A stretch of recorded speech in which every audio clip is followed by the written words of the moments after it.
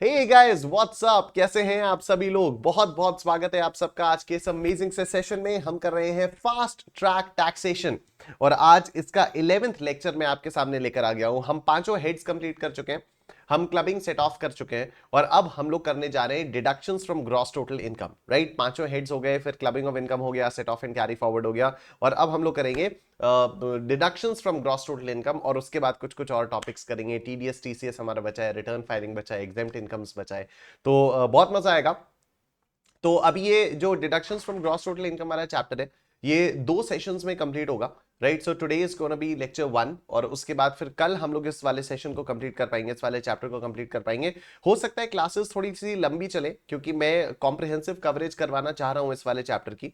और हम लोग अगर सब कुछ कवर करते हुए चलना चाहते हैं तो हो सकता है, because this is a big chapter, तो हो सकता है कि आज 2 घंटे की जगह थोड़ी सी क्लास एक्सटेंड हो जाए या कल 2 घंटे की जगह थोड़ी सी क्लास एक्सटेंड हो जाए। I have made up my mind about कि मेरे को कौन कौन से टॉपिक्स कवर करवाने। ठीक है, तो उसके बेसिस पे हम लोग देखते हैं कि कितना टाइम लग जाता है। Time is no bar, the concept जो मैं सोच के आया हूं वो यहाँ पर कवर हो जाने चाहिए, है ना। ऑलराइट, तो जितने भी स्टूडेंट्स यहाँ पर नए हैं, ये मेरे बारे में कुछ बेसिक इन्फॉर्मेशन है जिससे आप लोग देख सकते हो। ये मेरा शेड्यूल है। तो नवंबर 2023 के लिए रोज रात को यहाँ पर आपकी क्लासेस चलती हैं और मई 2024 के लिए 24 अगस्त से अनअकैडमी प्लस पर एक एकाग्रता बैच स्टार्ट हो रहा है जिसमें 12 PM to 1:30 PM मैं इनकम टैक्स पढ़ाऊंगा और 2:30 PM to 4 PM मैं जीएसटी पढ़ाऊंगा। राइट, एक मैंने स्ट्रैटेजी सेशन लिया था इसी यूट्यूब चैनल पर, उसका लिंक आपको इस वीडियो के डिस्क्रिप्शन में मिल जाएगा। Do check that out. जितने भी सेशंस अभी तक इस वाली प्लेलिस्ट में हुए हैं, ये मतलब फास्ट ट्रैक टैक्सेशन वाले बैच में हुए हैं, उसकी मैंने एक प्रॉपर प्लेलिस्ट बनाई हुई है। उस प्लेलिस्ट का लिंक आपको इस वीडियो के डिस्क्रिप्शन में मिल जाएगा, you can check that out. Notes जो भी मैं यहाँ पर यूज कर रहा हूँ, वो नोट्स का भी लिंक आपको इस वीडियो के डिस्क्रिप्शन में मिल जाएगा और नोट्स वाले फोल्डर के अंदर ही आपको शेड्यूल नाम की एक एक्सेल शीट दिखाई देगी। उस पर आपको मेरा आगे आने वाली क्लासेस का टेंटेटिव शेड्यूल पता चल जाएगा। यहां पर हम लोग जो भी क्वेश्चंस कर रहे हैं वो तो ठीक है, और एक्स्ट्रा क्वेश्चंस की प्रैक्टिस के लिए मेरी टैक्स की बुक बहुत जल्दी आउट होने वाली है और जैसे ही वो बुक आउट होगी मैं नोट्स वाले फोल्डर के अंदर ही उसका लिंक भी डाल दूंगा, तो you can purchase from that. बाकी नवंबर 23 के लिए if you want to purchase my entire courses of income tax और जीएसटी और a combo of income tax and GST, तो इंडिविजुअल टैक्स कोर्सेज का लिंक आपको इस वीडियो के डिस्क्रिप्शन में मिल जाएगा, so that you won't have to take the entire Academy Plus subscription. You can take only the full-fledged courses of income tax and GST for November 23. MCQs के लिए मैंने पहले से सेशंस लिए हुए हैं और MCQs के सेशंस जो मैंने पहले लिए हुए हैं वो वही नवंबर 23 के लिए भी एप्लीकेबल है। उसके लिंक्स भी मैंने इस प्लेलिस्ट में ऐड कर रखे हैं, तो you can check that out as well. मई 2024 ऑनवर्ड्स वाले स्टूडेंट्स से मेरी रिक्वेस्ट है, प्लीज ये वाले सेशंस आप मत देखिए, नहीं तो आप कंफ्यूज हो जाएंगे क्योंकि बहुत बहुत ज्यादा चेंजेस हैं for May 24। Right, let's get started. Deductions from gross total income, तो देखो बहुत ही सिंपल सा है। लॉजिक क्या है कि आपके पास 5 हेड्स हैं। राइट, आपने पांचों हेड्स की इनकम निकाली, आपने इनकम फ्रॉम सैलरीज निकाला, इनकम फ्रॉम हाउस प्रॉपर्टी निकाला, आपने पीजीबीपी निकाला, आपने कैपिटल गेन्स निकाला, आपने आईएफओएस निकाला, आपके पास आ गई ग्रॉस टोटल इनकम। राइट, अच्छा, इसके अंदर से आपने कुछ क्लबिंग वगैरह भी हुई होगी। अगर आप असेसी हो तो फिर आपके कोई रिलेटिव्स वगैरह की इनकम हो सकता है आपके अंदर क्लब हुई हो। राइट, इसमें किसी एक हेड में कोई लॉस होगा तो वो दूसरे वो अपने ही हेड के अंदर या तो किसी और सोर्स के से सेट ऑफ हो जाएगा, या फिर वो जो लॉस है वो किसी और हेड के अगेंस्ट सेट ऑफ हो जाएगा वगैरह वगैरह। तो क्लबिंग सेट ऑफ के बाद हमारे पास जो चीज आती है वो आती है ग्रॉस टोटल इनकम। और सरकार कहती है कि कुछ कुछ चीजें ऐसी हैं, जैसे अगर आप life insurance premium, life insurance के लिए अपना प्रीमियम पे कर रहे हो तो उसका भी आपको हम डिडक्शन दे देंगे। जैसे अगर आप पब्लिक प्रोविडेंट फंड में इन्वेस्ट कर रहे हो तो उसका हम आपको डिडक्शन दे देंगे। डिडक्शन देने का मतलब क्या है, देखो, अगर मैं पब्लिक प्रोविडेंट फंड में पैसा इन्वेस्ट कर रहा हूं, राइट, तो वो मैं अपने फ्यूचर के लिए इन्वेस्ट कर रहा हूं, ठीक बात है, वो मैं अपने फ्यूचर के लिए इन्वेस्ट कर रहा हूं। लेकिन क्या वो कोई ऐसा खर्चा है जो मेरे सैलरी हेड के अगेंस्ट डिडक्शन मिलना चाहिए, या इनकम फ्रॉम हाउस प्रॉपर्टी को कमाने के लिए मैंने वो खर्चा किया, या अपने बिजनेस की इनकम को कमाने के लिए मैं वो प्रीमियम पे कर रहा हूं, या कैपिटल गेन्स की इनकम को कमाने के लिए मैं प्रीमियम पे कर रहा हूं, या इनकम फ्रॉम अदर सोर्सेज कमाने के लिए वो मैं प्रीमियम पे कर रहा हूं, नहीं। राइट, अगर मैं लाइफ इंश्योरेंस का प्रीमियम पे कर रहा हूं तो इट्स एज सिंपल एज कि कल को अगर मैं ना रहूं, भगवान ना करे, लेकिन अगर कल को मैं ना रहूं तो उस पैसे से मेरी फैमिली का सपोर्ट मिल जाए, मेरी फैमिली को सपोर्ट मिल जाए। राइट, तो अब इस चीज के लिए मतलब ये जो मैं प्रीमियम पे कर रहा हूं ये ऐसा तो नहीं है नहीं कि कोई इनकम कमाने के लिए ये मेरा खर्चा हो रहा है, लेकिन फिर भी ये खर्चा सरकार चाहती है कि आप करो, ठीक है, जिससे फैमिलीज को प्रॉब्लम ना हो। तो सरकार ने इंसेंटिव देने के लिए कि लोग क्यों करेंगे खर्चा, तो सरकार ने कहा है कि चलो ठीक है, आपकी जो भी ग्रॉस टोटल इनकम आएगी ना, उसमें से हम कुछ कुछ खर्चे और आपको अलाउड कर देंगे। ये खर्चे नहीं है, ये असच खर्चे नहीं है, ये कुछ इन्वेस्टमेंट्स हो सकते हैं, कुछ मेडिकल एक्सपेंसेस हो सकते हैं, कुछ कुछ हो सकते हैं, थोड़े बहुत खर्चे भी हो सकते हैं, थोड़े बहुत इन्वेस्टमेंट्स भी हो सकते हैं, लेकिन वो हम आपको ग्रॉस टोटल इनकम से में से माइनस करने की परमिशन दे देंगे। उससे क्या होगा, जब ग्रॉस टोटल इनकम में से आप ये सारी चीजें माइनस करोगे तो आपके पास आएगी टोटल इनकम, और जो आपकी टैक्स लगाएंगे ना, जो हम टैक्स लगाएंगे वो इस टोटल इनकम पर लगाएंगे, वो इस टोटल इनकम पर लगाएंगे। ठीक है, तो इस पूरे चैप्टर को हम लोग 4 कैटेगरीज में पढ़ेंगे। Deductions in respect of certain payments, मतलब इन पेमेंट्स को अगर आपने किया तो फिर आपको उसका रिडक्शन मिल जाएगा। Deductions in respect of certain incomes, कुछ कुछ ऐसी इनकम्स भी होंगी जिसका आपको रिडक्शन मिल जाएगा। Deduction in respect of other incomes, कुछ अलग इनकम्स होंगी उसके बारे में बात करेंगे, और अदर डिडक्शंस। ठीक है, आज तो हमारा पूरा का पूरा टाइम इसी पर जाएगा, deductions in respect of certain payments. Actually यही सबसे बड़ी कैटेगरी हमारी होने वाली है, और बाकी तीनों कैटेगरीज तो छोटी छोटी सी हैं, वो कल हो जाएंगी, राइट। अब deductions in respect of certain payments के अंदर हमारे पास टोटल 16 पेमेंट मोड्स स्पेसिफाइड है। ठीक है, कि अगर आपने ये 16 मेथड्स का पेमेंट किया, इन 16 कैटेगरीज में आपने पेमेंट किया, तो हम आपको डिडक्शन देंगे। उसके अंदर जो सबसे पहला है ना, जो सबसे पहला वाला है ये deduction in respect of investment in specified assets, section 80C, इसके अंदर खुद 23 मोड्स मेंशन्ड है, 23 मोड्स मेंशन्ड है। ठीक है, कि deduction in respect of investment in specified assets, तो देखो deduction in respect of certain payments, उसके अंदर 16 मोड्स हैं। आपको धीरे धीरे पूरा, मतलब हम लोग रेगुलर क्लासेस में तो हम लोग ऐसा कर लेते हैं कि पूरा सेक्शन बाय सेक्शन, पूरी लाइन से वो 16 सेक्शंस याद हो जाते हैं, और सेक्शन 80C में भी जितना इंपॉर्टेंट है वो सब कुछ याद हो जाता है। ठीक है, बट वो रेगुलर क्लासेस की बात है, तो यहां पर हो सकता है उतना टाइम हम लोग नहीं दे पाएंगे कि चलो पूरा याद करते हैं और पूरा सब कुछ, लेकिन ठीक है, यहां पर भी हम लोग समझेंगे तो ही, कोई भी कॉन्सेप्ट आपका मिस नहीं होगा। And this is the benefit in the regular classes के, रेगुलर क्लासेस में नंबर ऑफ क्वेश्चंस की ज्यादा प्रैक्टिस करवाते हैं हम लोग, और धीरे धीरे करते हैं, तो ये सारी चीजें याद होते हुए चलती हैं। ठीक है, बट एनीवे कवरेज यहां पर भी पूरी होगी, इंपॉर्टेंट क्वेश्चंस यहां पर भी करवाए जाएंगे, आप चिंता मत करो। तो deductions in respect of investments in specified assets, ये आ जाता है आपका सेक्शन 80C। ठीक है, इससे स्टार्ट करते हैं।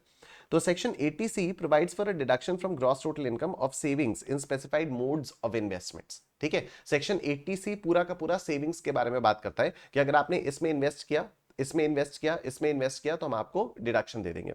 The deduction under section 80C is available only to an individual or HUF, तो ये कंपनीज वगैरह के लिए एप्लीकेबल नहीं होता section. The maximum permissible deduction under section 80C is 1,50,000 rupees। तो आपने जितना भी इन्वेस्ट किया, लेकिन आपको डिडक्शन सिर्फ 1,50,000 रुपीज का ही मिलेगा, और 23 एसेट्स या मोड्स जो है वो 80C में स्पेसिफाइड है। आपको वो 23 एकदम बाय हार्ट रटने नहीं है, मैं आपको बता दूंगा क्या क्या इंपॉर्टेंट है, लेकिन अभी मैं करवाऊंगा आपको सब, राइट, जिससे एक बेसिक आइडिया आपके दिमाग में आ जाए कि मान लो अगर मैंने कोई इंपॉर्टेंट मार्क करवाया, मान लो किसी नॉन इंपॉर्टेंट वाले में से भी क्वेश्चन आ गया, तो still you have it in mind, मतलब you will have an idea of the basic category और द ब्रॉड फैमिली, कि भाई ऐसा ऐसा किया तो 80 से में रिडक्शन मिल जाएगा। ठीक, सबसे पहला आता है contribution in unit linked insurance plan of 1971। अब ये यूनिट लिंक्ड इंश्योरेंस प्लान क्या होता है, तो देखो कई सारे लोग अपना इंश्योरेंस लेते हैं, लेकिन लोग इन्वेस्ट नहीं करते हैं पैसा, ठीक है, जिससे पैसा ग्रो नहीं होता है। तो सरकार came up with this method called unit linked insurance plan, जिसमें जो भी आप इंश्योरेंस के लिए प्रीमियम पे करते हो, उस प्रीमियम का थोड़ा सा पोर्शन किसी म्यूचुअल फंड की यूनिट्स में इन्वेस्ट हो जाता है, राइट, और बचा हुआ पैसा आपका लाइफ इंश्योरेंस की या इंश्योरेंस की प्रीमियम के फॉर्म में चला जाता है। तो अब यहाँ पर आपको दो चीजों का बेनिफिट मिल जाता है, यहाँ पर आपको इंश्योरेंस प्रीमियम भी जा रहा है, मतलब एक ही अमाउंट आप दे रहे हो, उसमें से थोड़ा सा पोर्शन के आपका इन्वेस्ट भी होता जा रहा है, और थोड़ा सा पोर्शन आपका प्रीमियम में जा रहा है, राइट। तो जितना भी आपने यहाँ पर कंट्रीब्यूट करोगे उसका आपको रिडक्शन मिल जाएगा up to 1,50,000 rupees. This is not very important, right.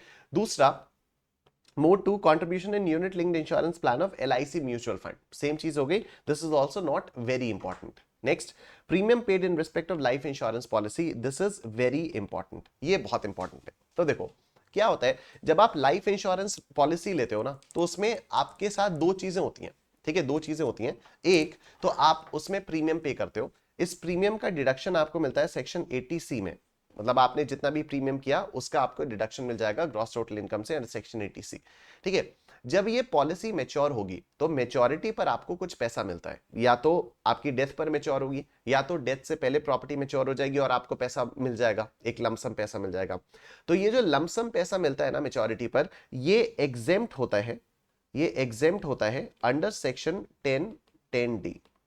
ये एग्जेम्प्ट होता है अंडर सेक्शन 10(10)(d), राइट। तो अब क्या क्या लिमिट्स हैं, कैसी कैसी लिमिट्स हैं, किस टाइम से लेकर किस टाइम तक की लिमिट्स हैं, आओ देखते हैं। तो premium paid on insurance of life of individual, spouse और एनी चाइल्ड, माइनर और major, and in case of an HOF any member thereof is allowed as deduction under section 80C। तो अब यहां पर जो इंपॉर्टेंट ध्यान देने वाली बात है ना, वो पता है क्या क्या है, कि आप प्रीमियम किस किस का पे कर सकते हो। आप प्रीमियम अपना पे कर सकते हो, आप प्रीमियम अपने वाइफ या हस्बैंड का पे कर सकते हो, और आप अपने किसी भी चाइल्ड का प्रीमियम पे कर सकते हो, चाहे वो माइनर हो चाहे मेजर हो। ठीक है, हम लोगों के जो एग्जाम में यूजुअली जो क्वेश्चंस आते हैं वो इंडिविजुअल्स के लिए ही आते हैं, एचयूएफ्स के लिए उतने नहीं आते, बट ठीक है, एचयूएफ्स में भी आप किसी भी मेंबर का पेमेंट कर सकते हो और एटीसी में आपको उसका रिडक्शन मिल जाएगा, राइट। तो इंडिविजुअल्स के केस में क्या होगा, अब क्वेश्चंस में कई बार आता है कि आपने ना अपने भाई की लाइफ इंश्योरेंस का प्रीमियम पे किया, तो फिर आपको वहां पर ध्यान देना होगा कि नहीं, 80C में अगर एलआईसी प्रीमियम का आपको डिडक्शन लेना है तो या तो खुद का लाइफ इंश्योरेंस का प्रीमियम पे करो, या तो स्पाउस का पे करो, या फिर अपने किसी भी चाइल्ड का। अब चाइल्ड में लोग कंफ्यूज करते हैं कैसे, कि अरे ये चाइल्ड तो मेजर हो गया, अरे ये चाइल्ड तो इंडिपेंडेंट है, अरे ये चाइल्ड तो वर्किंग है, उससे फर्क नहीं पड़ता। ठीक है, चाइल्ड चाहे माइनर हो चाहे मेजर हो, चाहे डिपेंडेंट हो चाहे इंडिपेंडेंट हो, उससे कोई फर्क नहीं पड़ता। आप अपना प्रीमियम, अपने स्पाउस का प्रीमियम, अपने चाइल्ड का प्रीमियम पे कर सकते हो और उसके अगेंस्ट में आपको रिडक्शन मिल जाएगा। This will include a life policy and an endowment policy. Endowment plan क्या होता है? This is a life insurance policy which provides you with a combination of both an insurance cover as well as a savings plan. It helps you in saving regularly over a specific period so that you get a lump sum amount at the policy maturity if the policy holder survives the policy term. तो endowment में यही होता है, आप डालते रहते हो, वो थोड़ा सा पैसा इन्वेस्ट भी होता रहता है, और जब मेच्योर हो जाती है पॉलिसी तो आपको पैसा मिल जाता है। ठीक है, अब सेक्शन 10(10)(d) के बारे में जो मैं बता रहा था, कि exemption on receipts from life insurance policy. तो जब लाइफ इंश्योरेंस पॉलिसी से आपको पैसा मिलता है तो वो 10(10)(d) में एग्जेम्प्ट होता है। उसकी क्या चीजें हैं, सुनो। Any sum received under life insurance policy including the sum allocated by way of bonus on such policy shall not be included in the total income of a person। ठीक है, जब भी आपको कोई भी मेच्योरिटी पर पैसा मिलेगा तो वो एग्जेम्प्ट हो जाएगा, वो आपकी टोटल इनकम का पार्ट नहीं बनेगा। अब आगे देखो, the following is a tabular summary of the exemption available under section 10(10)(d) and a deduction allowable under section 80C vis-a-vis the date of issue of such policy. पहली बात तो जो 10(10)(d) वाला होता है ना, जो 10(10)(d) वाला है, इसको एग्जेम्पशन बोलते हैं, इसको डिडक्शन नहीं बोलते। और जो 80C वाला है, इसको डिडक्शन बोलते हैं, इसको एग्जेम्पशन नहीं बोलते। ठीक है, तो what is the difference between exemption and deduction? What is the difference between exemption and deduction? तो एग्जेम्पशन वो चीज होती है जो आपकी इनकम का पार्ट ही नहीं बनती है, और डिडक्शन वो चीज होती है जो आपकी ग्रॉस टोटल इनकम का पार्ट तो बन गई, लेकिन उसके बाद आपको उसमें से माइनस करने की परमिशन मिल जाती है। जैसे जब कैपिटल गेन्स में हम लोगों ने सेक्शन 54 वाली सीरीज पढ़ी थी, तो उसको हमने एग्जेम्पशन बोला था। क्यों एग्जेम्पशन बोला था? क्योंकि उतना पोर्शन तो आपके कैपिटल इनकम की पार्ट ही नहीं बनी। हमने सीधा किया कि अच्छा ठीक है, घर बेचा आपने, घर बेचने के बाद इतना कैपिटल गेन हुआ, रुको रुको रुको रुको, इस पैसे को आपने यूटिलाइज कर दिया दूसरे घर के परचेज में, तो आपको वो जितना भी कैपिटल गेन हुआ था उसको माइनस कर दिया गया। अब दिखाएंगे तो माइनस करके ही, ऑब्वियसली उसको माइनस करके ही दिखाएंगे, लेकिन उसको बोला जा रहा है एग्जेम्पशन। क्यों? क्योंकि उस पैसे को कैपिटल गेन्स की इनकम ही नहीं माना जा रहा है। ठीक है, अगर मान लो वो कैपिटल गेन्स की इनकम माना जाता तो वो ग्रॉस टोटल इनकम का पार्ट बन जाता, और ग्रॉस टोटल इनकम के बाद अगर माइनस करते हम 54 का 54, तब फिर हम बोलते कि वो उसको डिडक्शन, वो डिडक्शन है। ठीक है, तब हम बोलते कि वो डिडक्शन है। लेकिन क्योंकि वो कैपिटल गेन की हेड का इनकम बनते बनते ही रह गया, क्योंकि जैसे ही वो इनकम बनी हमने तुरंत उसको माइनस कर दिया, तो वो कैपिटल गेन हेड की इनकम ही नहीं बनी, तो इसलिए उसको बोलते हैं कि ये एग्जेम्पशन है। ठीक है, ये इनकम ही एग्जेम्प्ट है, ये इनकम है ही नहीं आपकी, राइट। ये तो सिमिलरली जब आपको एलआईसी से पैसा मिलेगा तो आप इसको आईएफओएस कह सकते हो। ठीक है, कि रिसीट्स मिली है वो उससे एलआईसी के मैच्योरिटी से रिसीट्स मिली है, तो आप ये कह सकते हो कि ये तो मेरा इनकम फ्रॉम अदर सोर्सेज हो गया। लेकिन सरकार कहती है कि उसी में से माइनस कर दो आप 10(10)(d), मतलब ये आपका एग्जेम्पशन हो गया, मतलब that money will not even form part of your IFOS income, right. वो आया तुरंत एग्जेम्प्ट किया गया। ठीक है, देखो, अगर कोई पॉलिसी 1 अप्रैल 2003 से पहले इशू हुई है, राइट, अगर कोई पॉलिसी 1 अप्रैल 2003 से पहले इशू हुई है, तो मेच्योरिटी पर कोई भी पैसा अगर आपको मिलता था तो वो 10(10)(d) में एग्जेम्प्ट होता था। ठीक है। अगर कोई पॉलिसी 1 अप्रैल 2003 से पहले इशू हुई है तो आप उसके लिए जब प्रीमियम पे करोगे तो कितना प्रीमियम आपको 80C में अलाउड होगा एज डिडक्शन, अगर एक्चुअल कैपिटल एश्योर्ड का 20% या उससे कम है। ठीक है, 20% या उससे कम है तो फिर अलाउड होगा। 20% के ऊपर अगर आपने कुछ भी दिया तो वो टैक्सेबल हो जाएगा, उसका डिडक्शन आपको नहीं मिलेगा। ठीक है। एक्चुअल कैपिटल सम एश्योर्ड क्या होता है कि भाई डेथ के बाद कितना पैसा मिलेगा फैमिली को। ठीक है, that is the actual capital sum assured. ठीक है, तो अगर मान लो 1 लाख रुपीस का कैपिटल सम अश्योर्ड है तो premium can be paid only up to 20,000 rupees for claiming deduction. ठीक है, प्रीमियम आप कितना भी पे कर सकते हो लेकिन आपको रिडक्शन सिर्फ 20,000 रुपीज का ही मिलेगा, that is 20% of the actual capital sum assured. Right, 20% का आपको रिडक्शन मिल जाएगा 80C में, और मेच्योरिटी पर कितना भी पैसा मिलेगा तो वो एग्जेम्प्ट हो जाएगा। अगर पॉलिसी 1 अप्रैल 2003 के बाद से लेकर 31 मार्च 2012 तक इशू हुई है, ठीक है, तो 1010D का एग्जेम्पशन भी तभी मिलेगा। 1010D का एग्जेम्पशन भी तभी मिलेगा अगर premium 20% of the actual capital sum assured था तो। ठीक है, any sum received including bonus is exempt, लेकिन if the premium paid is greater than 20% of the actual capital sum assured, the exemption won't be available। ठीक है, basically 1 अप्रैल 2003 से पहले आपने कोई भी पॉलिसी ली, मेच्योरिटी पर पूरा पैसा एग्जेम्प्ट है irrespective of the amount of premium, लेकिन 80C का डिडक्शन आपको तभी मिलता था if the premium paid is 20% of the actual capital sum assured और लेस। राइट, लेकिन उसके बाद से जो भी 1010D का एग्जेम्पशन है वो अब लिंक हो गया 80C के डिडक्शन से। जैसे 1 अप्रैल 2003 से 31 मार्च 2012 तक 1010D का डिडक्शन आपको तभी मिलेगा if the premium paid is 20% और less of the actual capital sum assured. Right, अच्छा, अगर पॉलिसी 1 अप्रैल 2012 से 31 मार्च 2013 तक इशू हुई है, अच्छा ठीक है, 1 अप्रैल 2012 से लेकर 31 मार्च 2013 तक इशू हुई है तो फिर प्रीमियम पेड 10% से ऊपर नहीं हो सकता।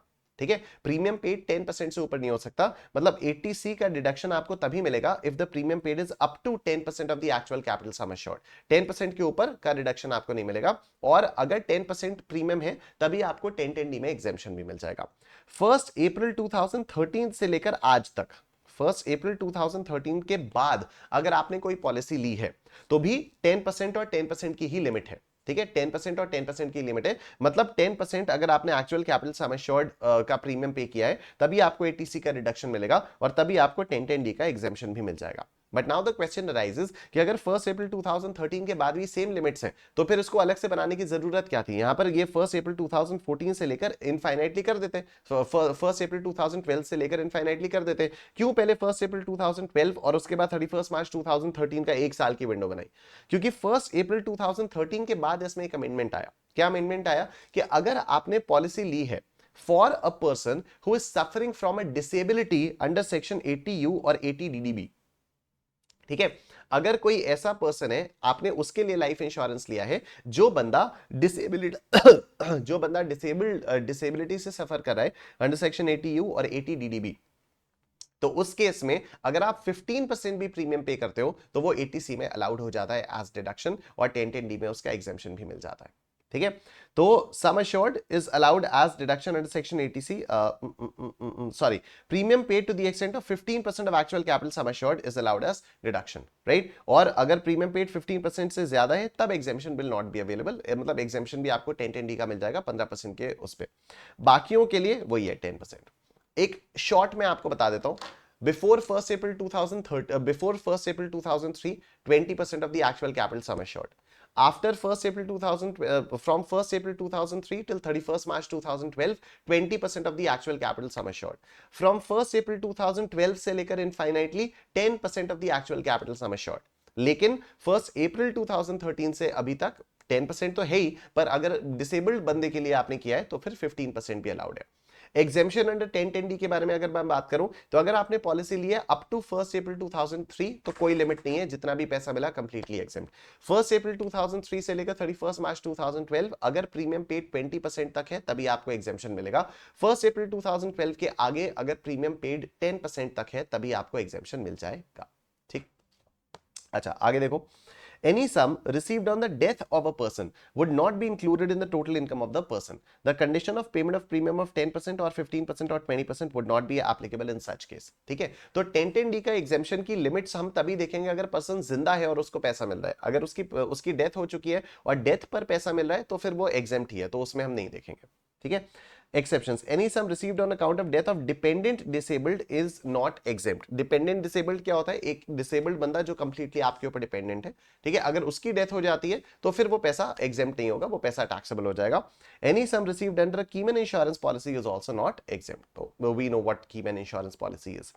सरेंडर आप पॉलिसी को नहीं कर सकते. If the policy is a single premium policy it should not be surrendered with in 2 years. ठीक है, अगर पॉलिसी सिंगल प्रीमियम पॉलिसी है, सिंगल प्रीमियम पॉलिसी का मतलब क्या होता है कि मैं आज ही एक लमसम प्रीमियम दे दे रहा हूं, अब 10 साल तक मैं अश्योर्ड हूं, 10 साल के अंदर अंदर अगर कभी मेरी डेथ हुई तो ये जो लमसम पैसा है ये मेरी फैमिली को मिल जाएगा, राइट? तो इसको बोलते हैं सिंगल प्रीमियम पॉलिसी. और कई सारी होती है मल्टीपल प्रीमियम पॉलिसी, जैसे यूजुअली आपने ऐसे ही देखा होगा कि हर साल आप प्रीमियम पे कर रहे हो, राइट? तो अगर आप हर साल प्रीमियम पे कर रहे हो तो 2 साल के पहले पहले आप सरेंडर नहीं कर सकते, और अगर आपकी सिंगल प्रीमियम पॉलिसी है तब भी आप 2 साल के अंदर अंदर सरेंडर नहीं कर सकते. कुल मिलाकर 2 साल के अंदर अंदर अगर आपने पॉलिसी सरेंडर की तो जो 2 सालों में आपको एग्जेम्पशन मिला था, जो 2 सालों में आपको डिडक्शन मिला था, वो डिडक्शन इस साल टैक्सेबल हो जाएगा. जिस साल भी आपने पॉलिसी सरेंडर की वो उस साल टैक्सेबल हो जाएगा. If the policy is a policy other than above, it should not be surrendered before paying the premium for 2 years. In case of non-compliance of the above, the deduction so claimed will be treated as the income of the previous year of default. Right? ये हो गया. अब आओ question करते हैं तो आपको थोड़ी सी और क्लैरिटी आएगी. Let's see. Let's look at the question. Compute the eligible deduction under Section 80C for assessment year 23-24 in respect of life insurance premium paid by Mr. Ganesh during previous year 22-23, details of which are given here under. All right. Date of issue of policy है 31st March 2012, यानी 1st April 2012, 31st March 2012 से पहले, right? तो 20% of the actual capital sum assured is allowed as deduction under Section 80C. Person insured self है. Actual capital sum assured 6 lakh है, insurance premium 48, तो 20% of 6 lakh कितना आता है? 2 6 12, 2 6 12 है ना? तो 1,20,000 रुपीज तक अलाउड है, तो ये पूरा का पूरा 48,000 आपका अलाउड हो जाएगा. ठीक है, 20% तक अलाउड है ना, तो 1,20,000 रुपीज तक का डिडक्शन मिल सकता था. यहां पर तो इन्होंने 48,000 ही किया है, तो पूरा 48,000 अलाउ हो जाएगा. नेक्स्ट, 1 मई 2017 यानी 1 अप्रैल 2012 के बाद किया है, तो 10% of the actual capital sum assured. Spouse के लिए किया है, कर सकते हैं, 150 है, तो 15,000 रुपीज तक का ही डिडक्शन अलाउड होगा. 20,000 आपने पे भले ही 20,000 किया है, लेकिन 15,000 तक का ही डिडक्शन आपको अलाउ होगा. 1 जून 2020 हैंडीकैप्ड सन है, 80U की डिसेबिलिटी है, राइट? अब 1 जून 2020 तो 15% तक जा सकता है, क्योंकि आपने 80U की डिसेबिलिटी वाले पर्सन के लिए पेमेंट किया है. तो 4 लाख रुपीस का 15% कितना आ जाएगा? 60,000 रुपीस. ठीक है, तो 60,000 रुपीस तक का डिडक्शन आपको अलाउड है. 80,000 है तो इसमें आपको 60 का ही डिडक्शन अलाउड होगा, क्योंकि 15% की लिमिट है. ठीक है, उसके बाद नेक्स्ट मोड पर आते हैं. Premium paid in respect of contract for deferred annuity. Deferred annuity का मतलब क्या होता है? जैसे मैं आज प्रीमियम पे किए जा रहा हूं, ठीक है, हर महीने में कुछ पैसा इन्वेस्ट किए जा रहा हूं, और सरकार ने बोला कि जब तुम 60 साल के हो जाओगे, जब तुम रिटायर हो जाओगे, तब तुम्हें हम पैसा देते रहेंगे, तब हम तुम्हारी एन्युइटी स्टार्ट करेंगे. तो that is deferred annuity, right? तो वो भी अलाउड हो जाता है, not very important. Any sum deducted from salary payable of a government employee for securing deferred annuity. तो अब इसमें क्या हो जाता है कि यहां पर गवर्नमेंट की स्कीम्स आई हैं, which is national pension scheme, या उसको न्यू पेंशन स्कीम भी बोलते हैं. ठीक है, तो उसमें क्या होता है कि गवर्नमेंट एम्प्लॉइज के लिए अब ये कंपलसरी हो गया है कि एम्प्लॉयर उनकी सैलरी का कुछ परसेंट काट के उस डेफर्ड एन्युइटी स्कीम में डिपॉजिट करेगा, तो उसका डिडक्शन भी उस बंदे को मिल जाता है. ठीक है, एम्प्लॉय को उसका रिडक्शन मिल जाता है. Maximum limit is 20% of the salary. Contribution to SPF, PPF, RPF, तो ये अगर रिकॉग्नाइज्ड है तो आपको इसका रिडक्शन मिल जाएगा, लेकिन पीपीएफ की लिमिट जो है वो 1,50,000 रुपीज है. इसका मतलब क्या हुआ? अगर पीपीएफ में आपने 2 लाख रुपीज का इन्वेस्टमेंट किया, ठीक है, अगर पीपीएफ में भी आपने 2 लाख रुपीज का इन्वेस्टमेंट किया, तो सिर्फ आपको 150 का ही रिडक्शन मिलेगा. एंड याद रहे, ओवरऑल एटीसी की भी लिमिट 1,50,000 रुपीज ही है, right? An individual assessee resident in India has made the following deposit or payment during the previous year 22-23. क्या? Contribution to public provident fund 1,50,000 rupees. Insurance premium paid on the life of the spouse. Policy taken on 1st April 2017. Assured value 2 lakh rupees. Premium कितना पे किया है? 25,000 rupees का पे किया है. अब इसको लिखेंगे कैसे?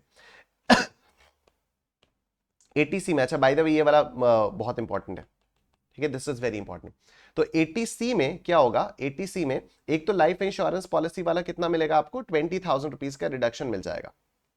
ठीक है, लाइफ इंश्योरेंस पॉलिसी का। क्यों? क्योंकि 1 अप्रैल 2017 को किया है, मतलब 1 अप्रैल 2012 के बाद किया है, तो only 10% of the actual capital sum assured is allowed as premium, is allowed as deduction under section 80C। तो 2 लाख रुपीस का 10% आ जाता है 20,000 रुपीज, ठीक है। और पब्लिक प्रोविडेंट फंड में 1,50,000 डिपॉजिट किया है, तो ये आ जाएगा। तो 1,70,000 रुपीज जो है वो एलिजिबल फॉर डिडक्शन है अंडर सेक्शन 80C, लेकिन क्योंकि 80C की लिमिट ही 1,50,000 है, तो इसलिए 1,50,000 रुपीज का ही डिडक्शन अलाउ होगा, ठीक है। पर लिखेंगे हम इसी तरह से कि भाई एलिजिबल तो पूरा है लेकिन restricted to 1,50,000। Approved superannuation fund में डाला तो हो जाएगा, not very important. Any sum paid और deposited in Sukanya Samriddhi account, this is important, ठीक है। सुकन्या समृद्धि अकाउंट में क्या होता है कि अगर आपकी कोई भी बेटी है जिसकी उम्र 10 साल से कम है, तो आप उसके नाम पर ये सुकन्या समृद्धि अकाउंट ओपन करवा सकते हो। आप इसमें पैसा डालते रहो, तो जब तक वो लड़की 18 साल के ऊपर हो जाएगी, बेसिकली 21 साल की इसकी वो लिमिट रहती है इस फंड की, कि 21 साल तक आप इसमें पैसा डाल सकते हो। और फिर जब वो लड़की 18 साल की हो जाती है तो पैसा उसको मिल जाता है, और फिर वो अपनी एजुकेशन के लिए या शादी वगैरह के लिए इस पैसे को यूज कर सकती है। तो इसका भी आपको डिडक्शन 80C में मिल जाएगा। Next, subscription to national savings certificate, not very important. Next, contribution to approved annuity plan of LIC. Approved annuity plan of LIC, ठीक है। अभी अप्रूव्ड एन्युटी प्लान क्या हो जाता है, ये न्यू जीवन धारा, न्यू जीवन अक्षय, न्यू जीवन धारा 1, न्यू जीवन अक्षय 1, 2, 3, ये सब हो जाता है। Not very important, not very important. Subscription towards notified units of mutual fund और UTI, तो notified units of mutual fund कौन सी होती हैं? ELSS होती हैं, ठीक है। ELSS होती हैं। रेगुलर क्लासेस में मैं आपको दिखाता भी नहीं, तो अगर आप ग्रो पे जाओगे या कहीं पर भी किसी भी वेबसाइट पर जाओगे, आप सिंपली गूगल करना इक्विटी लिंक्ड ELSS फंड्स, ठीक है। तो ELSS फंड्स क्या होते हैं? इक्विटी लिंक्ड सेविंग स्कीम्स होती हैं, जिनमें आप शेयर्स में जिनमें आप म्यूचुअल फंड्स में इन्वेस्ट करते हो, और इन म्यूचुअल फंड्स में जितना भी पैसा आप इन्वेस्ट करते हो उसका आपको 80C के अंदर डिडक्शन भी मिल जाता है। तो this is okay important. Mode 12 contribution to notified pension fund setup by mutual fund और UTI, तो कुछ ऐसे पेंशन फंड्स भी होते हैं जो म्यूचुअल फंड्स, जो नोटिफाइड म्यूचुअल फंड सेटअप करते हैं, या जो UTI unit trust of India setup करता है, वहां पर भी अगर आप रेगुलरली इन्वेस्ट करते हो तो उसका भी आपको 80C के अंदर डिडक्शन मिल जाता है। Contribution to national housing bank tax saving term deposit scheme 2008, तो ये national housing bank tax saving scheme क्या होती है कि subscription to any deposit scheme और contribution to any pension fund setup by national housing bank, ठीक है। तो अब ये नेशनल हाउसिंग बैंक भी पेंशन फंड बनाता है, और उस पर अगर आप पैसा इन्वेस्ट करते हो तो उसका रिडक्शन मिलता है। Not very important. Subscription to notified deposit scheme, ठीक है, not very important, not important at all. Now this is important, this is important. Payment to tuition fee to any university, college, school or any other educational institution within India for full-time education for maximum 2 children, ठीक है। अब बच्चों से related, बच्चों की education से related आप देख रहे हो सरकार कितने प्रोविजंस बना रही है। सैलरीज हेड में हम लोगों ने 2 चीजें पढ़ी थी। एक तो हम लोगों ने एजुकेशन अलाउंस पढ़ा था, 100 रुपीज पर मंथ पर चाइल्ड, ठीक है, अमाउंट बहुत कम है लेकिन it's okay. 100 rupees per month पर चाइल्ड हम लोगों ने वहां पर पढ़ा था। सैलरीज हेड के अंदर हम लोगों ने एजुकेशन फैसिलिटी की परक्विजिट के बारे में पढ़ा था, कि अगर एम्प्लॉयर आपको 1,000 तक की परक्विजिट दे रहा है, मतलब बच्चों की एजुकेशन के लिए 1,000 रुपीज पर मंथ पर चाइल्ड की परक्विजिट पे कोई टैक्स नहीं है, 1,000 के ऊपर है तो पूरा का पूरा टैक्सेबल हो जाता है, राइट। अगर कुछ भी नहीं है, मैं सेल्फ एम्प्लॉयड हूं, कल को मेरा बच्चा होता है, ठीक है, कल को मेरा बच्चा होता है, तो मेरा एम्प्लॉयर तो मेरे को उसके लिए अलाउंस देगा नहीं, या मेरा एम्प्लॉयर तो उसके लिए परक्विजिट देगा नहीं, उसकी मुझे खर्चा तो खुद ही करना पड़ेगा। तो सरकार कहती है कि ठीक है, तो तुमको ग्रॉस टोटल इनकम में से हम डिडक्शन देंगे, और वो हम देंगे सेक्शन 80C के अंदर। कितने अमाउंट का डिडक्शन? सिर्फ और सिर्फ ट्यूशन फी का डिडक्शन, ठीक है। खर्चे बहुत सारे और भी होते हैं, ट्यूशन फी के साथ साथ स्कूल फी होती है, और उसमें कन्वीनियंस फी होती है, बहुत सारी चीजें होती हैं, हॉस्टल फी, बोर्डिंग, लॉजिंग वगैरह बहुत कुछ होता है, लेकिन सिर्फ ट्यूशन फी का देंगे। किसी भी यूनिवर्सिटी, कॉलेज, स्कूल या किसी भी एजुकेशनल इंस्टीट्यूशन, लेकिन वो इंडिया में होना चाहिए और फुल टाइम एजुकेशन के लिए होनी चाहिए, और मैक्सिमम 2 बच्चों तक का देंगे, ठीक है। This is important. Next, repayment of housing loan including stamp duty, registration fee and other expenses. याद करो, पीजीबीपी करते समय हम लोगों ने एक क्वेश्चन किया था, या किसी एक चैप्टर करते समय मैंने एक क्वेश्चन करवाया था पीजीबीपी। हाँ, पीजीबीपी का वो जो कॉम्प्रिहेंसिव सा क्वेश्चन नहीं किया था हम लोगों ने, जिसमें हर अलग अलग हेड की इनकम आ गई थी, तो वहां मैंने आप लोगों को बताया था, वहां पर एक पॉइंट था कि प्रिंसिपल रीपेमेंट हाउसिंग लोन का 50,000 रुपीज का हुआ था, और interest on such housing loan was 23,000। तो उसमें हम लोगों ने किया था कि इनकम फ्रॉम हाउस प्रॉपर्टी तो नेगेटिव 23,000 आ गई थी, because this was a self occupied house property. और फिर ग्रॉस टोटल इनकम में से मैंने आपको 80C के अंदर दिखाया था कि वो प्रिंसिपल रीपेमेंट जो 50,000 का है वो है, तो वो यहां से मिलता है आपको, ठीक है। तो अगर हाउसिंग लोन आपने रीपे किया या स्टैंप ड्यूटी आपने रीपे की, रजिस्ट्रेशन फी आपने रीपे की, कोई भी अदर एक्सपेंसेस आपने रीपे किए, तो उसका डिडक्शन आपको एटीसी में मिल जाता है। एंड याद रहे एटीसी की ओवरऑल लिमिट 1,50,000 रुपीज ही है। ठीक है, अच्छा अब ये सब, हाँ यहां पर एक पॉइंट ये है कि हाउस प्रॉपर्टी जो है वो, house property should not be transferred with in 5 years. अगर आपने हाउस प्रॉपर्टी, जिस हाउस प्रॉपर्टी के प्रिंसिपल रीपेमेंट, जिस हाउस प्रॉपर्टी के लोन के प्रिंसिपल रीपेमेंट का आपने एटीसी में रिडक्शन लिया, उस हाउस प्रॉपर्टी को आप 5 साल के अंदर अंदर ट्रांसफर नहीं कर सकते। ठीक है, तो if assessee transfers the property within 5 years of construction या acquisition, no deduction shall be allowed in respect of repayments made during the year of termination। तो जिस साल आपने ये हाउस प्रॉपर्टी को ट्रांसफर कर दिया, उस साल जो भी आपने प्रिंसिपल रीपेमेंट किया उसका आपको कोई रिडक्शन नहीं मिलेगा, और जितने भी रिडक्शंस आपको पहले मिले हुए थे वो सारे के सारे इस साल आपके लिए टैक्सेबल हो जाएंगे। ठीक है, आओ देखो, Mr. Kalpesh borrowed a sum of 30 lakh rupees from the National Housing Bank towards purchase of a residential flat. The loan amount was disbursed directly to the flat promoted by the bank. 30 lakh rupees का loan लिया। Though the construction was completed in May 2023, repayments towards principal and interest had been made during the year ended 31st March 2023. In light of the above facts, state whether Mr. Kalpesh can claim under section 24 in respect of interest for the assessment year 23-24. Assessment year 23-24 का मतलब क्या हो गया? Previous year 22-23. Assessment year 23-24 का मतलब हो गया previous year 22-23। ठीक है, यहां पर हमसे पूछा जा रहा है कि क्या प्रीवियस ईयर 22-23 के लिए 24 section 24 in respect of interest का रिडक्शन लिया जा सकता है क्या? तो interest on loan under section 24, याद होगा आप लोगों को हाउस प्रॉपर्टी में हम लोगों ने पढ़ा था, तो क्या इसका रिडक्शन ये प्रीवियस ईयर 22-23 में ले सकता है? आओ देखते हैं। तो क्या हो गया कि कंस्ट्रक्शन कब कंप्लीट हुआ? मई 2023 में कंप्लीट हुआ, तो कंस्ट्रक्शन तो प्रीवियस ईयर 23-24 में कंप्लीट हुआ। ठीक है, अगर कंस्ट्रक्शन प्रीवियस ईयर 23-24 में कंप्लीट हुआ तो 22-23 में ये सेक्शन 24 का रिडक्शन कैसे ले सकता है? प्रीवियस ईयर 23-24 में ये लेगा डिडक्शन अंडर सेक्शन 24, जिसमें प्री कंस्ट्रक्शन लोन पर जो प्री कंस्ट्रक्शन पीरियड पे जो इंटरेस्ट पे किया है वो 5 इक्वल इंस्टॉलमेंट्स में अलाउ हो जाएगा, वो ठीक है, लेकिन ये डिडक्शन आपको 22-23 में नहीं मिलेगा, ये डिडक्शन आपको 23-24 में मिल जाएगा। Even though the interest that you paid during previous year 22-23 that will be allowed in the previous year 23-24, लेकिन सवाल क्या है? Whether Mr. Kalpesh can claim under section 24 in respect of interest for assessment year 23-24? No. ठीक है, तो interest payable on loans borrowed for the purpose of acquisition, construction, repairs, renewal or reconstruction of house property can be claimed as a deduction under section 24. Further, interest payable on borrowed capital for period prior to the previous year in which the property has been acquired or constructed can be claimed as deduction over a period of 5 years in equal annual installments commencing from the year of acquisition or completion of construction. It is stated that the construction is completed in May 2023. Hence, deduction in respect of interest on housing loan cannot be claimed in the assessment year 23-24. Next. Whether reduction under section 80C can be claimed for the above assessment year, even though construction was claimed construction was completed only after the closure of the year. अच्छा, तो अब ये पूछ रहे हैं कि क्या assessment year 23-24 में आप प्रिंसिपल रीपेमेंट का डिडक्शन ले सकते हो? ठीक है, प्रिंसिपल रीपेमेंट के डिडक्शन में क्या कोई लिमिट है? आओ सॉल्यूशन में देखते हैं।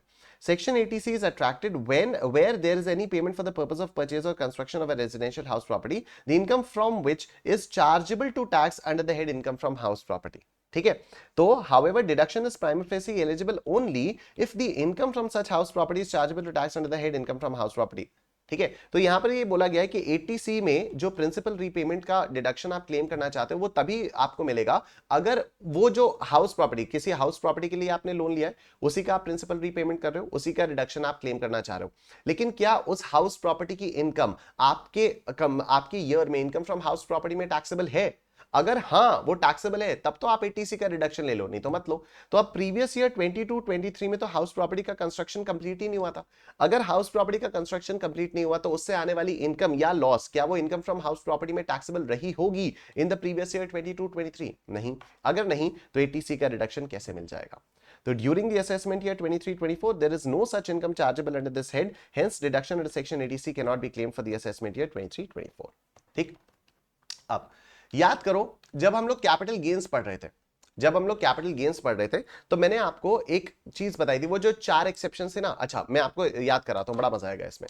तो कैपिटल गेन्स में हम लोगों ने क्या बात की थी कि वैसे तो जिस साल प्रॉपर्टी आपकी ट्रांसफर होती है उसी साल जो भी वो कैपिटल गेन्स वाली इनकम उसी साल की इनकम ट्रीट की जाती है, लेकिन इसके चार एक्सेप्शन है। क्या क्या?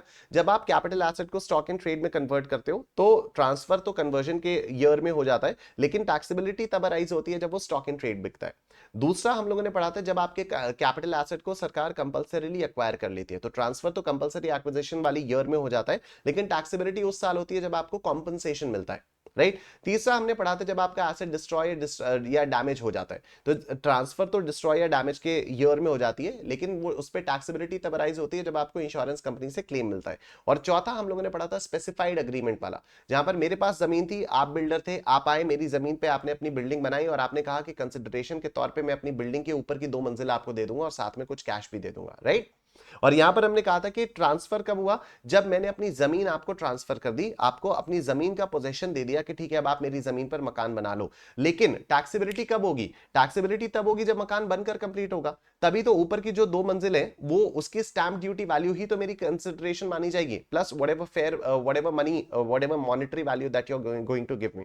तो तब उस वाले टॉपिक को कराते समय मैंने आपको बताया था कि एक बहुत ही बढ़िया क्वेश्चन इस पे आईसीएआई ने पूछा था दिसंबर 2021 में, राइट। तो दिसंबर 2021 का ये रहा क्वेश्चन, 7 मार्क्स का आया था, मिशिका वाला क्वेश्चन। बहुत ही बढ़िया क्वेश्चन है, इसमें डिडक्शंस वाली चीजें भी हो जाएंगी और इसमें वो कैपिटल गेन्स में जो specified agreement, joint development agreement वाली चीज थी वो भी यहां पर होते हुए आ जाएगी। आओ देखते हैं इसको।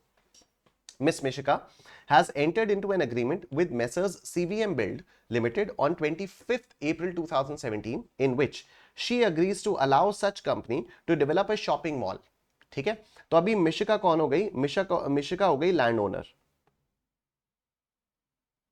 मिशिका हो गई लैंड ओनर, ठीक है। और messrs CVM build limited, messrs CVM build limited ये हो गए प्रोमोटर। मैंने आपको बताया था कि ये जो बिल्डर्स होते हैं इनको प्रोमोटर्स कहा जाता है, ठीक है। अच्छा, on land owned by her in new Delhi, तो डेट ऑफ ट्रांसफर क्या हो गई? 25 अप्रैल 2017, ठीक है, 25 अप्रैल 2017। तो डेट ऑफ ट्रांसफर क्या हो गया? 25 अप्रैल 2017, ठीक है। ये प्रीवियस ईयर 17-18, ठीक है। She purchase such land on 5th May 2009 for 15 lakh rupees. Cost of acquisition 15 lakh rupees, 15 lakh rupees, cost of acquisition 15 lakh rupees, ठीक है। प्रीवियस ईयर 2009-10, ठीक, 5th May 2009। In consideration, Messrs CVM Build Limited will provide 20% share in shopping mall to Mishika। तो consideration में क्या होगा? 20% share मिल जाएगा shopping mall में। The certificate of completion of shopping mall was issued by such authority on 26 December 2022, यानी previous year 22-23 में completion convert हुआ, सर्टिफिकेट ऑफ कंप्लीशन मिला।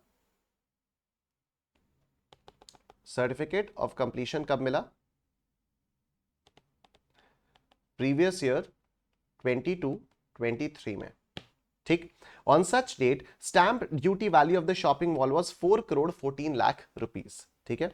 SDV of mall was 4 crore 14 lakh rupees, ठीक है। और मिशिका को कितना मिलना है? मिशिका को इसका 20% मिलना है, तो फुल वैल्यू ऑफ कंसिडरेशन क्या हो जाएगी? 20% ऑफ 4 करोड़ 14 लाख रुपीज, ठीक है। फुल वैल्यू ऑफ कंसिडरेशन क्या हो जाएगी? फुल वैल्यू ऑफ कंसिडरेशन हो जाएगी 20% ऑफ 4 करोड़ 14 लाख रुपीज। कितना आएगा ये?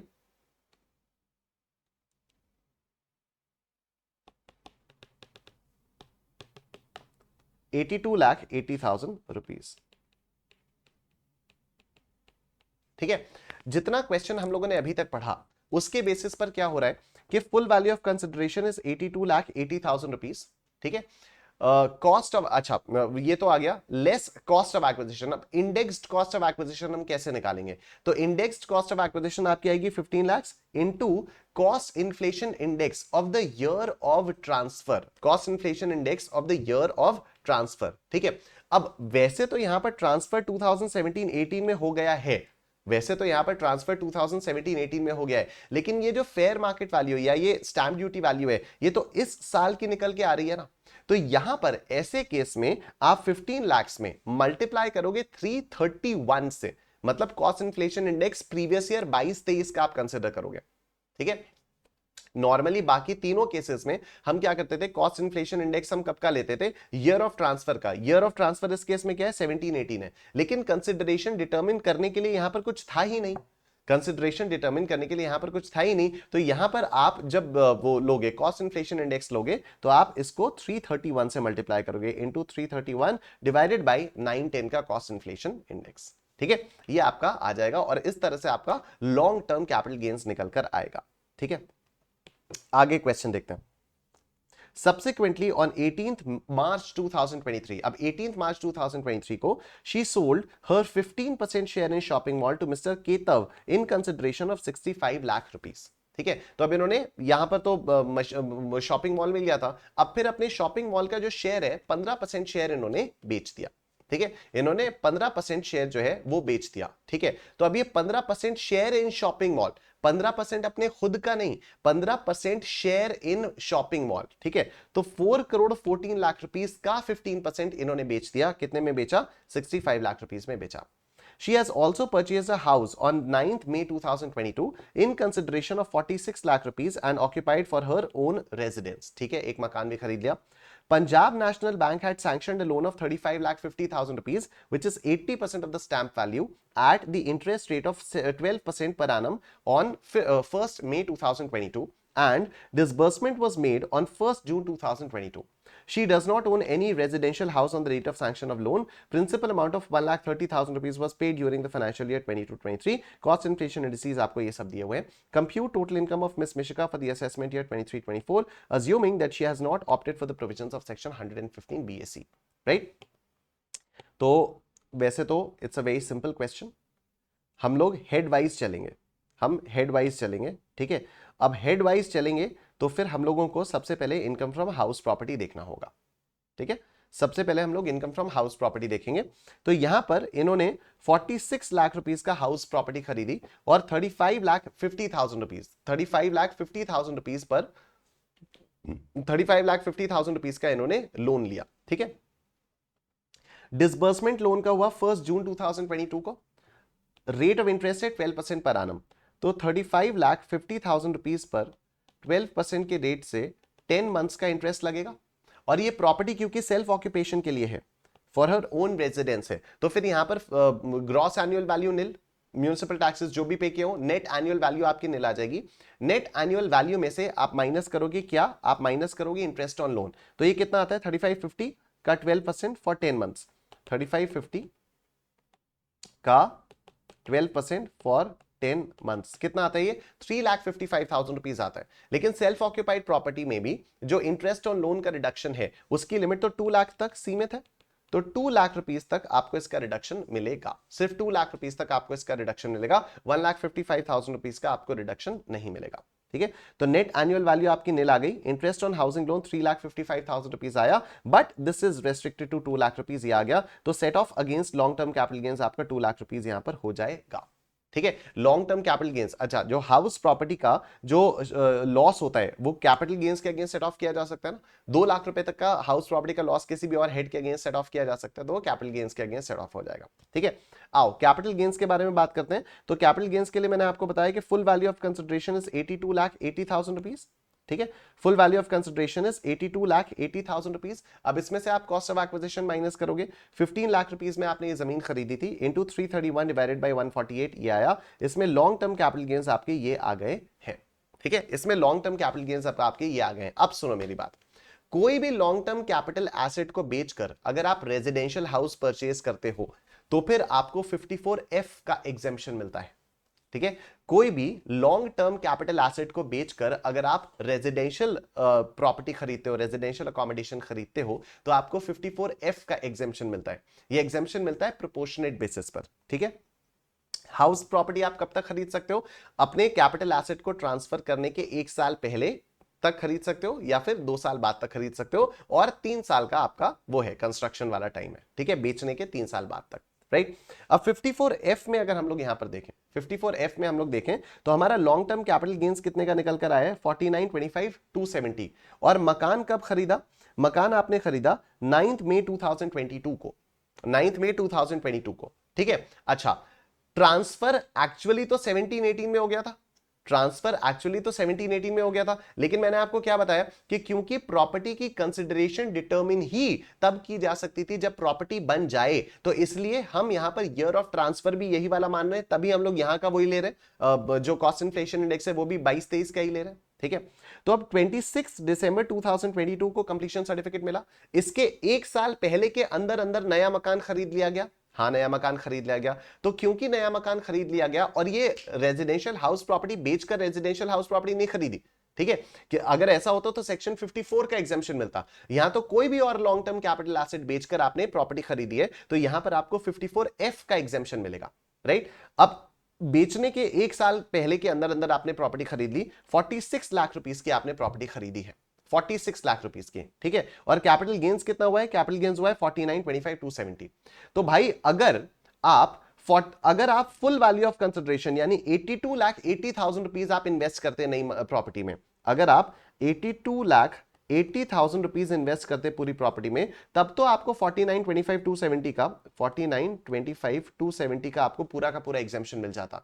लेकिन क्योंकि आपने सिर्फ 46 लाख रुपीस इन्वेस्ट किया है, लेकिन क्योंकि आपने सिर्फ 46 लाख रुपीस इन्वेस्ट किया है, तो आपको कितना एग्जेम्पशन मिलेगा, 46 lakhs into 4925,270, तो 46 lakhs into 4925,270 divided by 82,80,000, divided by 82,80,000, ये आपको इसका एग्जेम्पशन मिल जाएगा 54F का। और अब ये आपके लॉन्ग टर्म कैपिटल गेन्स आएंगे, इसमें से हाउस प्रॉपर्टी का जो 2 लाख रुपीस का लॉस है आप सेट ऑफ कर दोगे, और जो आपके taxable long term capital gains होंगे वो होगा 19,18,009 रुपीस, ठीक है, वो हो जाएगा 19,89,009 रुपीस। मैंने आपसे कहा था पूरा दिमाग खुल जाएगा इस वाले क्वेश्चन में, ठीक है।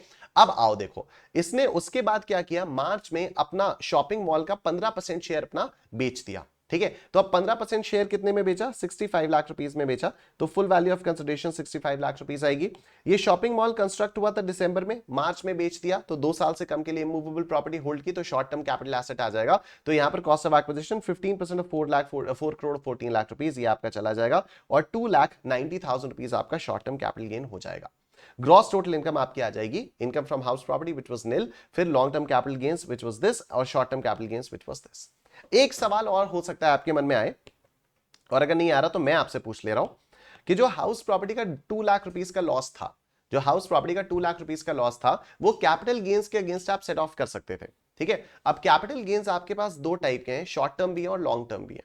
यहां पर मैंने लॉन्ग टर्म के अगेंस्ट इसको सेट ऑफ किया है, क्यों, मैं शॉर्ट टर्म के अगेंस्ट भी तो कर सकता था, 2,90,000 रुपीस का प्रॉफिट था, 2 लाख का लॉस था हाउस प्रॉपर्टी का, मैं कर सकता था, क्यों नहीं किया, इसीलिए नहीं किया क्योंकि जो लॉन्ग टर्म कैपिटल गेन्स होते हैं ना, वो फ्लैट 20% के रेट पे टैक्सेबल होते हैं, ठीक है। जो शॉर्ट टर्म कैपिटल गेन्स होते हैं, जो शॉर्ट टर्म कैपिटल गेन्स होते हैं, वो स्लैब रेट से टैक्सेबल होते हैं, वो स्लैब रेट से टैक्सेबल होते हैं, ठीक है। तो जो फ्लैट 20% वाली टैक्सेबिलिटी है, जो हायर रेट से टैक्सेबिलिटी है, मेरे को उस वाली इनकम को कम करना है, ठीक है।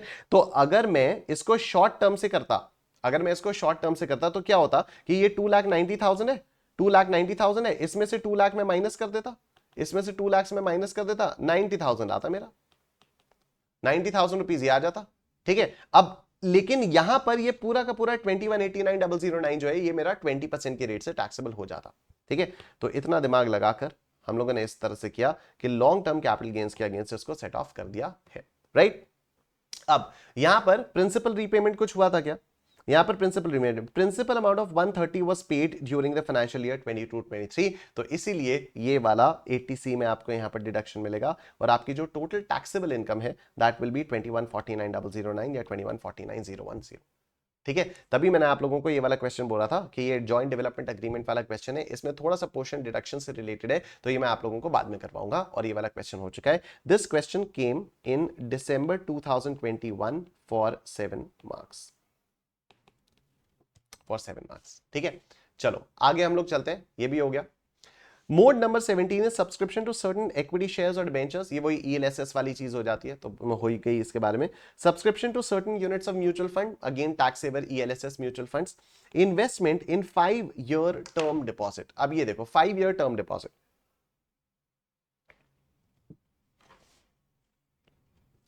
जिस तरह से कई सारे टैक्स सेविंग म्यूचुअल फंड्स होते हैं जिनको मैं इक्विटी लिंक्ड सेविंग स्कीम वाले म्यूचुअल फंड्स कह रहा हूं, उसी तरह से कई सारी टैक्स सेविंग्स एफडीज होती हैं, टैक्स सेविंग फिक्स्ड डिपॉजिट्स होते हैं। ठीक है, नॉर्मल फिक्स डिपॉजिट में अगर आपने पैसा इन्वेस्ट किया तो आपको उसमें इनकम टैक्स किया तो उसमें आपको एटीसी का रिडक्शन नहीं मिलेगा। लेकिन अगर आपने 5-year टर्म डिपॉजिट में 5 year की एफडी ली और वो भी टैक्स सेविंग वाली कैटेगरी के अंदर ली तो आपको उसका रिडक्शन मिल जाएगा।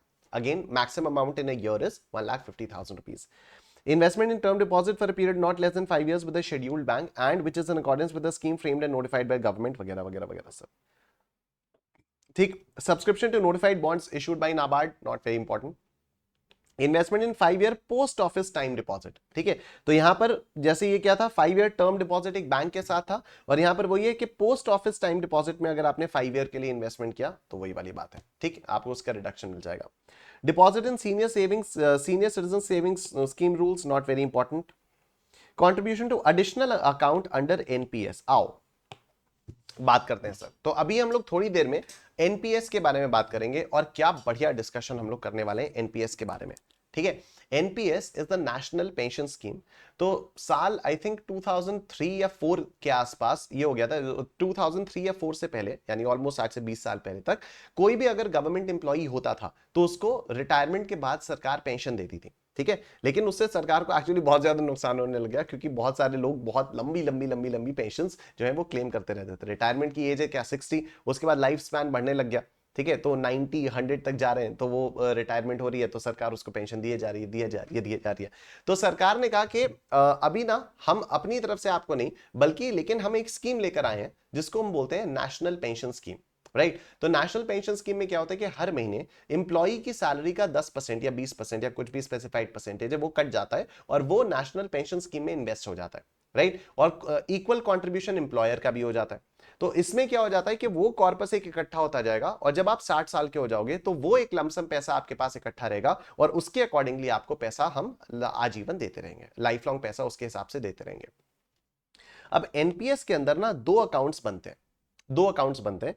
पहला अकाउंट तो ये वाला होता है जो आपका इन्वेस्टमेंट के पर्पस के लिए हो रहा है, राइट, और एक दूसरा अकाउंट होता है वो आपका नॉर्मल बैंक अकाउंट की तरह से बिहेव करता है। ठीक है, एनपीएस का कॉन्सेप्ट आपको समझ में आ गया कि एनपीएस का पर्पस क्या है, to accumulate a huge amount for to accumulate a huge corpus for your retirement. This is the purpose of NPS, right? अब NPS स्कीम के अंदर आपके पास दो अकाउंट्स ओपन करने का ऑप्शन होता है। अकाउंट पहला वाला अकाउंट जो होता है टीयर 1 अकाउंट इसको बोलते हैं, ये तो कंपलसरी है ही, क्योंकि this is basically the investment account. इसमें अगर आप पैसा डाल रहे हो तो ये आपको इकट्ठा होता रहेगा और रिटायरमेंट के बाद मिलेगा। एक आपका दूसरा अकाउंट होता है, इसको टीयर 2 अकाउंट बोलते हैं। This acts exactly as your bank account, कि आपने यहां पर पैसा डाल दिया और जब भी आपकी मर्जी आई तो आप निकाल रहे हो। ठीक है, तो अगर आपने एनपीएस के, इसी को एडिशनल अकाउंट बोलते हैं, तो अगर आपने एडिशनल अकाउंट में पैसा डाला यानी टीयर 2 अकाउंट में पैसा डाला तो आपको उसमें 80C का बेनिफिट मिल जाता है। ठीक है, तो सर टीयर 1 में पैसा डालने का क्या फायदा हुआ? क्या टीयर 1 अकाउंट में अगर हम पैसा डालेंगे तो कोई बेनिफिट नहीं मिलेगा? भयंकर वाला बेनिफिट मिलेगा, और वो 80CC-D में हम लोग पढ़ेंगे। ठीक है, अभी 80C पढ़ रहे हैं, फिर 80CC-C पढ़ेंगे। ठीक है, उसके बाद फिर हम 80CC-D पढ़ेंगे। तो अभी 80CC-D जब हम लोग पढ़ेंगे और आज ही की क्लास में पढ़ेंगे तब आपको एनपीएस की पूरी कहानी समझ में आएगी, मजा आएगा। ठीक है, तो contribution by A central government employee, और ये सिर्फ सेंट्रल गवर्नमेंट एम्प्लॉइज के लिए है, राइट? तो मतलब एनपीएस सबके लिए, लेकिन ये वाला जो मोड का वो है डिडक्शन अलाउड है, ये सेंट्रल गवर्नमेंट के लिए। तो contribution by a central government employee to additional account under NPS, which is a specified account referred to in section 80CCD for a fixed period of not less than 3 years and which is in accordance with the scheme notified by the central government for this purpose qualifies for deduction under section 80C. तो यहां पर भी आपको 3 साल का lock in है उस पैसे पर। It may be noted that only the contribution to the additional account under NPS will qualify for deduction under section 80C. तो दो टाइप के NPS accounts होते हैं, tier 1 और tier 2, to which an individual can contribute. Section 80CCD provides deduction in respect of contribution to individual pension account, यानी tier 1 account under the NPS referred to in section 22A of the Pension Fund Regulatory and Development Authority Act 2013. Right तो 80CCD में जो आपको deduction मिलता है वो tier 1 account में contribute करने के लिए डिडक्शन मिलता है. Whereas deduction under section 80C is allowable in respect of contribution by central government employee to additional account, यानी जो tier 2 account है of NPS, right, which does not qualify for reduction under section 80CCD.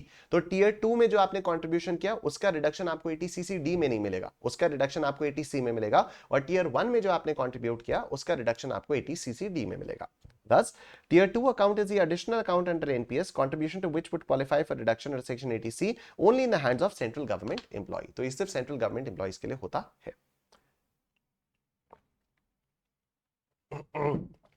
इसी के साथ हमारा 80C खत्म हो जाता है, राइट? तो जो मैंने आपको बताया था इस पूरे चैप्टर को हम 4 कैटेगरीज में पढ़ेंगे. पहली कैटेगरी क्या थी? Deduction in respect of certain payments. तो सर्टेन पेमेंट्स के अंदर 16 वो थे, मोड्स थे, 16 एसेट क्लासेस या इन्वेस्टमेंट वो मेंशन था.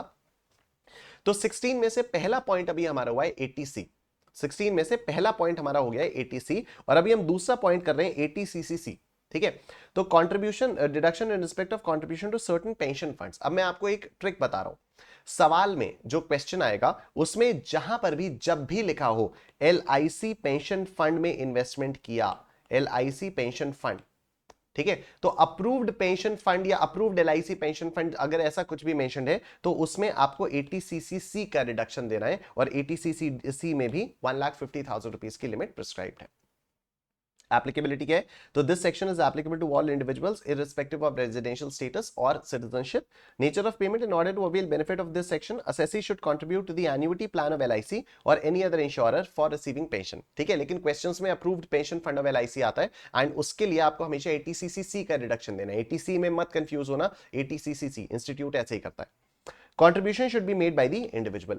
Maximum deduction is 1,50,000 rupees in a year. However, overall limit of 150 prescribed in section 80CCE. अब ये 80CCE क्या है इसके बारे में मैं आपको बताऊंगा. ठीक है, 80CCE क्या है उसके बारे में मैं आपको बताऊंगा. ठीक है, चलो अभी बता देते हैं. तो मैंने आपको 80C करा दिया. 80CCC हमने देखा LIC फंड, ठीक है, और 80CCD हम देखेंगे NPS. 80CCD के अंदर हम अलग अलग सेक्शंस पढ़ेंगे. एक होगा 80CCD1, एक होगा 80CCD1B, और होगा एक 80CCD2. ये 3 सेक्शंस हम पढ़ेंगे 80CCD में. ठीक है, 80CCD में हम ये 3 सेक्शंस पढ़ेंगे. 80C की जो लिमिट है, ओवरऑल लिमिट है, वो 1,50,000 रुपीज है, कि 1,50,000 रुपीज से ज्यादा का रिडक्शन आपको 80C में नहीं मिलेगा. 80CCC की जो लिमिट अभी अभी हम लोगों ने देखी वो 1,50,000 रुपीज है. ठीक है, और 80CCD की जो लिमिट्स है उनके बारे में अभी हम लोग बाद में बात करेंगे जब 80CCD पर आएंगे. ठीक है, एक सेक्शन 80CCE है जो कि कहता है कि 80C, 80CCC और 80CCD1, ठीक है, 80CCD पूरा नहीं, 80CCD1 यानी ये वाला, इन तीनों की जो लिमिट है वो 1,50,000 रुपीज ही होगी. मतलब इन तीनों सेक्शंस में जो आप इन्वेस्ट करोगे उसका आपको 1,50,000 रुपीज का ही डिडक्शन मिलेगा. That is what 80CCE says. ठीक है, तो यहां ये भयंकर वाला खेला गया. हमें तो लग रहा था कि 80C में अपने आप में ये 1.5 लाख है, उसके अंदर इतने सारे मोड्स थे, हमें लग रहा था कि यार 80C की लिमिट कम है, ज्यादा होनी चाहिए, लेकिन कोई बात नहीं. फिर 80CCC की हमने देखी 1,50,000, चलो वेरी गुड. फिर 80CCD, उसके बारे में अभी हम बाद में बात करेंगे, लेकिन 80CCD के अंदर जो 80CCD1 है इसको लपेट लिया 80CCE ने. और 80CCE क्या कहता है कि 80C, 80CCC और 80CCD1, ठीक है, these are not included in this overall limit of 1,50,000 rupees, right? तो 80C, 80CCC और 80CCD1 इन तीनों सेक्शंस का जो डिडक्शन है वो मैक्सिमम 1,50,000 रुपीज का ही होगा, उससे ज्यादा का नहीं होगा.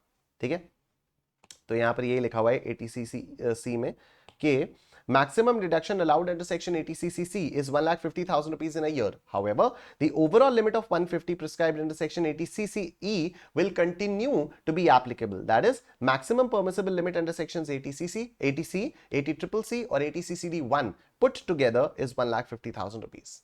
ठीक है, बाकी कंडीशंस वगैरह की उतनी ज्यादा जरूरत अभी नहीं है, राइट? अब आओ बात करते हैं 80CCD के बारे में, यहां पर आएगा बहुत ज्यादा मजा।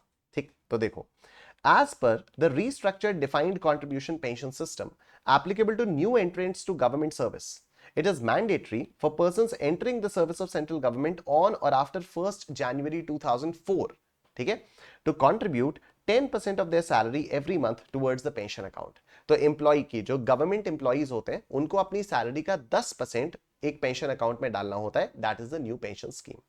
A matching contribution is required to be made by the government to the said account. तो जो गवर्नमेंट एम्प्लॉयर है उसको भी सेम पैसा डालना होगा इस वाले अमाउंट में. The benefit of this scheme is also available to individuals employed by any other employer as well as to self-employed individuals. ठीक है, तो ये मतलब ये गवर्नमेंट स्कीम के लिए तो है ही, लेकिन एनपीएस जो स्कीम है वो बाद में नॉर्मल एम्प्लॉइज के लिए भी खोल दी गई थी, नॉन गवर्नमेंट एम्प्लॉइज के लिए भी खोल दी गई थी और सेल्फ एम्प्लॉयड इंडिविजुअल्स के लिए भी खोल दी गई थी. मैंने इस साल ही आई थिंक मार्च या अप्रैल में, आई थिंक मार्च में या पता नहीं कब, मैंने एनपीएस में अपना अकाउंट खोला है, राइट? तो मैं इसलिए वाउच कर सकता हूं because I am neither government employed nor am I other than a government employed, I am a self employed. तो सेल्फ एम्प्लॉयड इंडिविजुअल के केस में भी ये वाली चीज एप्लीकेबल हो जाती है. डिडक्शन कितना मिलेगा आओ देखते हैं. Section 80CCD provides deduction in respect of contribution made to the pension scheme notified by the central government. Accordingly, in exercise of the powers conferred by Section 80CCD1, the central government has notified the Atal Pension Yojana as a pension scheme, contribution to which would qualify for deduction under Section 80CCD in the hands of the individual. तो अगर आपने अटल pension योजना में पैसा डाला तो आपको इसका डिडक्शन मिल जाएगा. कितना डिडक्शन मिलेगा लेट्स सी. मैंने आपको बताया 3 सबसेक्शंस पढ़ेंगे इसमें, 80CCD1, 80CCD1B और 80CCD2. ठीक है, अब 80CCD1 में कितना मिलेगा? It provides a deduction for the amount paid और deposited by an employ in his pension account subject to a maximum of 10% of his salary. ठीक है, तो 80CCD1 में आपको सिर्फ 10% ऑफ योर सैलरी का डिडक्शन मिलेगा. मतलब आपने, हो सकता है आपने 15% डाल दिया हो, लेकिन 80CCD1 की जो इंडिविजुअल लिमिट है वो है 10% ऑफ योर सैलरी, वो है 10% of your salary. The deduction in case of a self employed individual would be restricted to 20% of the gross total income in the previous year. ठीक है, मेरे जैसे लोगों के लिए 20% of the gross total income. ठीक. 80CCD1B ये क्या कहता है? ये कहता है कि एक एडिशनल 50,000 रुपए का रिडक्शन हम आपको 80CCD1 में देंगे, 1B में दे देंगे. ठीक है, 80CCD1 में हम आपको कितना डिडक्शन देंगे? सपोज आपने, अगर लेट्स से आपकी जो सैलरी है वो 5 लाख रुपीस की है, वो 5 लाख रुपीस की है, आपने 15% इसका कंट्रीब्यूट किया पेंशन में, आपने 15% इसका कंट्रीब्यूट किया, तो कितना आपने 7,50,000 रुपीस कंट्रीब्यूट किया, आपने 7,50,000 रुपीस कंट्रीब्यूट किया, अरे क्या कर रहा हूं, 75,000 रुपीस कंट्रीब्यूट किया. ठीक है, आपने इसमें, हाँ आपने इसमें 75,000 रुपीस कंट्रीब्यूट किया, राइट? अब 10% ऑफ 5 लाख रुपीस यानी 50,000 रुपीस, इसका आपको डिडक्शन मिल जाएगा 80CCD1 के अंदर. ठीक है, 80CCD1 की जो लिमिट है वो है 50,000 रुपीस की. जो बचा 25,000 रुपीस है, जो बचा 25,000 रुपीस है, उसका आपको डिडक्शन मिल जाएगा अंडर सेक्शन 80CCD1B. उसका आपको डिडक्शन मिल जाएगा अंडर सेक्शन 80CCD1B.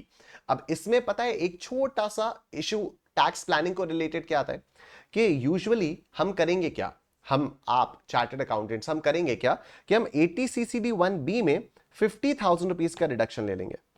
हम 80CCD1B में 50,000 रुपीस का डिडक्शन लेंगे और 80CCD1 में हम 25,000 रुपीस का डिडक्शन लेंगे. अब आप में से कई सारे लोग पूछ रहे होंगे सर इसका फायदा क्या हुआ? बात तो वही हुई? नहीं, बात वो नहीं हुई. कैसे? 80CCD1 जो है वो 80CCE की ओवरऑल 1,50,000 रुपीस की लिमिट के अंदर आता है. ठीक है, तो हमने अगर 80CCD1 को कम यूटिलाइज किया तो हम बाकी पैसा जो बाकी इन्वेस्टमेंट्स 80C और 80CCC में कर रहे हैं उसका ज्यादा डिडक्शन क्लेम कर पाएंगे, उसका ज्यादा डिडक्शन क्लेम कर पाएंगे. ये जो 80CCD1B है क्या ये 80CCE की लिमिट के अंदर आ रहा है? नहीं. तो ये जो डिडक्शन होता है ये 50,000 रुपीज का रिडक्शन आपको मिलता है over and above your investment under section 80CCD1। ठीक है, तो 80CCD1 की इंडिविजुअल लिमिट क्या है? 10% ऑफ द सैलरी। 80CCD1B में आपको एडिशनल डिडक्शन मिल जाता है 50,000 रुपीज का। तो आपने अगर 75,000 रुपीज का इन्वेस्टमेंट किया है तो इट इज ऑलवेज एडवाइजेबल कि आप इसमें से 50,000 रुपीज का रिडक्शन लीजिए 80CCD1B में, और 80CCD1 में आप सिर्फ 25,000 रुपीज का रिडक्शन लीजिए, जिससे जो 80C और 80CCC है उसकी लिमिट कॉम्प्रोमाइज ना हो, उसमें आपको इन्वेस्टमेंट करने की स्कोप जो है वो थोड़ी सी बढ़ जाए, right? So it provides for an additional deduction of up to 50,000 rupees in respect of whole of the amount paid or deposited by an individual assessee under NPS in the previous year, whether or not any deduction is allowed under section 80CCD1। ठीक है, और 80CCD1 में कोई पंगा नहीं है कि ये पैसा आपका 10% ऑफ सैलरी में होना चाहिए, ये पैसा 1.5 लाख के अंदर होना चाहिए वगैरह वगैरह। सिंपल 50,000 रुपीज आप इन्वेस्ट करो, ठीक है। Whereas a deduction under section 80CCD1 is subject to the overall limit of 1.5 lakh rupees under section 80CCE, with the deduction of up to 50,000 rupees under section 80CCD1B is in addition to the overall limit of 1.5 lakh rupees provided under section 80CCE। ठीक है, next आता है 80CCD2। 80CCD2 में आपको employer के contribution का deduction मिलता है, ठीक है। 80CCD1 में आपको खुद के कंट्रीब्यूशन का रिडक्शन मिल रहा था, 80CCD1B में भी आपको खुद के कंट्रीब्यूशन का रिडक्शन मिल रहा था, लेकिन 80CCD2 में आपको एम्प्लॉयर के कंट्रीब्यूशन का रिडक्शन मिल जाता है, ठीक है। तो under section 80CCD2, contribution made by the central government or state government or any other employer in the previous year to the said account of the employee is allowed as reduction in computation of the income of the assessee. The entire employer's contribution would be included in the salary of the employee, ठीक है। ये obviously ये हम लोगों ने income from salaries में पढ़ा था कि एम्प्लॉयर जो भी पैसा डालता है वो पहले आपकी इनकम में तो इंक्लूड होगा, उसके बाद जितना भी आपको, जैसे हम लोगों ने वहां पर क्या बात की थी, हम लोगों ने आरपीएफ के बारे में बात की थी, राइट, कि एम्प्लॉयर्स कंट्रीब्यूशन टू आरपीएफ। तो एम्प्लॉयर का कंट्रीब्यूशन आरपीएफ वाला हम पहले तो ग्रॉस सैलरी कैलकुलेट करते समय उसको इंक्लूड करते थे ना टोटल इनकम में, फिर उसमें से लेस कर देते थे exempt up to 12% of the salary, right. तो less exempt up to 12% of the salary. तो ये कैसे करते थे, हम पहले पूरा का पूरा पैसा इंक्लूड करते थे ग्रॉस सैलरी में और उसके बाद उसी के नीचे लेस कर देते थे एग्जेम्प्ट। यहां पर भी जो एम्प्लॉयर का कंट्रीब्यूशन होगा वो हम इंक्लूड तो करेंगे, लेकिन क्या उसी के अंदर लेस कर देंगे? No, these are deductions from gross total income. तो एम्प्लॉयर का कंट्रीब्यूशन हम सैलरी कैलकुलेट करते समय तो इंक्लूड करेंगे, लेकिन उसी में से तुरंत लेस नहीं कर देंगे, हम ग्रॉस टोटल इनकम में से 80CCD2 का डिडक्शन लेस करेंगे। अभी आगे क्वेश्चंस करेंगे, कई सारे क्वेश्चंस में इससे रिलेटेड करवाऊंगा आपको फास्ट ट्रैक में भी, तो आपको और क्लैरिटी आएगी।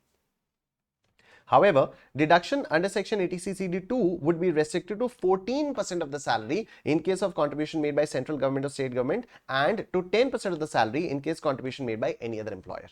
तो 80CCD2 की क्या लिमिट्स हैं? 80CCD2 की क्या लिमिट्स हैं? अगर सेंट्रल गवर्नमेंट या स्टेट गवर्नमेंट वाला एम्प्लॉई है, एम्प्लॉयर है, तब तो 14% ऑफ द सैलरी अलाउड है, और अगर बाकी एम्प्लॉयर है तो फिर 10% of the salary employed 10% of the salary allowed है। The limit of 150 under section 80CCE does not apply to 80CCD2, हमें पता ही है, और no deduction will be allowed under section 80C in respect of amounts paid or deposited, जिसका deduction आप 80CCD1 में या 80CCD1B में ले रहे हो, तो उसका डिडक्शन आप 80C में मत ले लेना, ठीक है। अब आओ देखो डीम्ड इनकम के बारे में बात करते हैं, ठीक है। इसमें क्या हो जाता है, डीम्ड इनकम क्या कहेगी आपकी?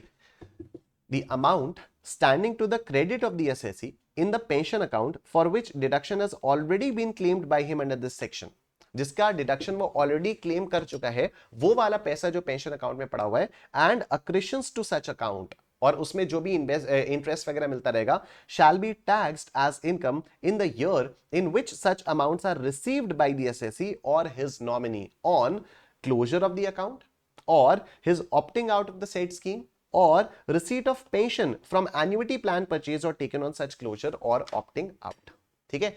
ये जब भी पैसा आपको मिलेगा फिर ये आपके हाथ में एज पेंशन टैक्सेबल होता रहेगा, ठीक है। तो आपको जब भी ये पैसा मिलेगा, जब आप 60 के हो जाओगे, जब आप रिटायर हो जाओगे, तब भी आपको जब भी ये पैसा मिलता रहेगा तो ये आपके हाथ में टैक्सेबल होता रहेगा, ठीक है। अगर आपने बीच में अकाउंट क्लोज कर दिया और आपने पैसा निकाल लिया तो भी ये पूरा टैक्सेबल है। अगर आपने बीच में कहा नहीं अब यार एनपीएस में मजा नहीं आ रहा, तब भी ये टैक्सेबल है। या फिर अब जैसे मैंने ये 50,000 रुपीज डाला ना, अब अगर ये 50,000, अब मुझे इस साल 50,000 रुपीज का रिडक्शन मिल जाएगा, सॉरी प्रीवियस ईयर 22-23 में मैंने डाला था, मार्च में डाला था, तो प्रीवियस ईयर 22-23 में मैंने 50,000 रुपीज डाला, ठीक है। उसका डिडक्शन मैं क्लेम कर लूंगा 80CCD1B में, ठीक है, उसका डिडक्शन मैं क्लेम कर लूंगा 80 1B में, राइट। अब ये डिडक्शन जब मैं क्लेम करूंगा 50,000 रुपीज का, तो अब इस पैसे को मैं जब तक 60 इयर्स का नहीं हो जाता ना, तब तक नहीं निकाल सकता, ठीक है। अगर मान लो मैंने निकाल लिया तो टैक्सेबल हो जाएगा। और 60 इयर्स के बाद क्या होगा, 60 इयर्स तक इसमें और पैसा वो इंटरेस्ट वगैरह जुड़ता रहेगा, तो कुछ ना कुछ तो बन ही जाएगा, ठीक है। और वो पैसा जब मुझे धीरे धीरे धीरे धीरे मिलता रहेगा, तब भी उस पर टैक्सेबिलिटी आ जाएगी। However, amount received by the nominee on death of the assessee under the circumstances of closure of account or is opting out of the said scheme shall not be deemed to be the income of the nominee, ठीक है। लेकिन अगर जिसने भी account में पैसा डाला है, अगर उसकी डेथ हो जाती है और डेथ होने के बाद वो वाला पैसा नॉमिनी को मिलता है, तो नॉमिनी के हाथ में उस इनकम को इंक्लूड नहीं किया जाएगा। Further, the assessee shall be deemed not to have received any amount in the previous year if such amount is used for purchasing an annuity plan in the same previous year। मतलब क्या हुआ कि अगर मान लो मैंने इस वाली scheme से ऑप्ट आउट कर लिया, ठीक है, मैंने इस वाली स्कीम से ऑप्ट आउट कर लिया और मैंने किसी और एन्युटी प्लान को परचेस कर लिया, यहां से पैसा निकाल के किसी और एन्युटी प्लान को परचेस कर लिया, तब भी सरकार कहती है कि ठीक है, फिर तो ऑप्टिंग आउट पे जो भी पैसा तुमको मिला हम मान लेंगे नहीं मिला तुम्हें। नोट्स देखो, exemption on paying from NPS trust to an assessee on closure of his account or is opting out, क्या है ये? As per section 80 CCD, any payment from National Pension System Trust to an assessee on account of closure or is opting out of the pension scheme is chargeable to tax। एकदम clear बात है कि अगर आपको NPS trust से अगर आपको पैसा मिल रहा है, चाहे आपने अकाउंट को क्लोज किया हो, चाहे आपने ऑप्ट आउट कर लिया हो, तो वो टैक्सेबल होगा। Section 1012A provides that any payment, Section 1012A provides that any payment from National Pension System Trust to an assessee on account of closure or his opting out of the pension scheme referred to in Section 80 CCD, to the extent it does not exceed 60% of the total amount payable to him at the time of closure or his opting out, shall be exempt from tax। तो यहां पर यह बोला गया है कि जब भी ये पॉलिसी क्लोज होगी, जब भी आप पैसा लोगे, तो 60% will be exempt from tax, ठीक है। 60% जो है वो आपका एग्जेम्प्ट हो जाएगा, राइट।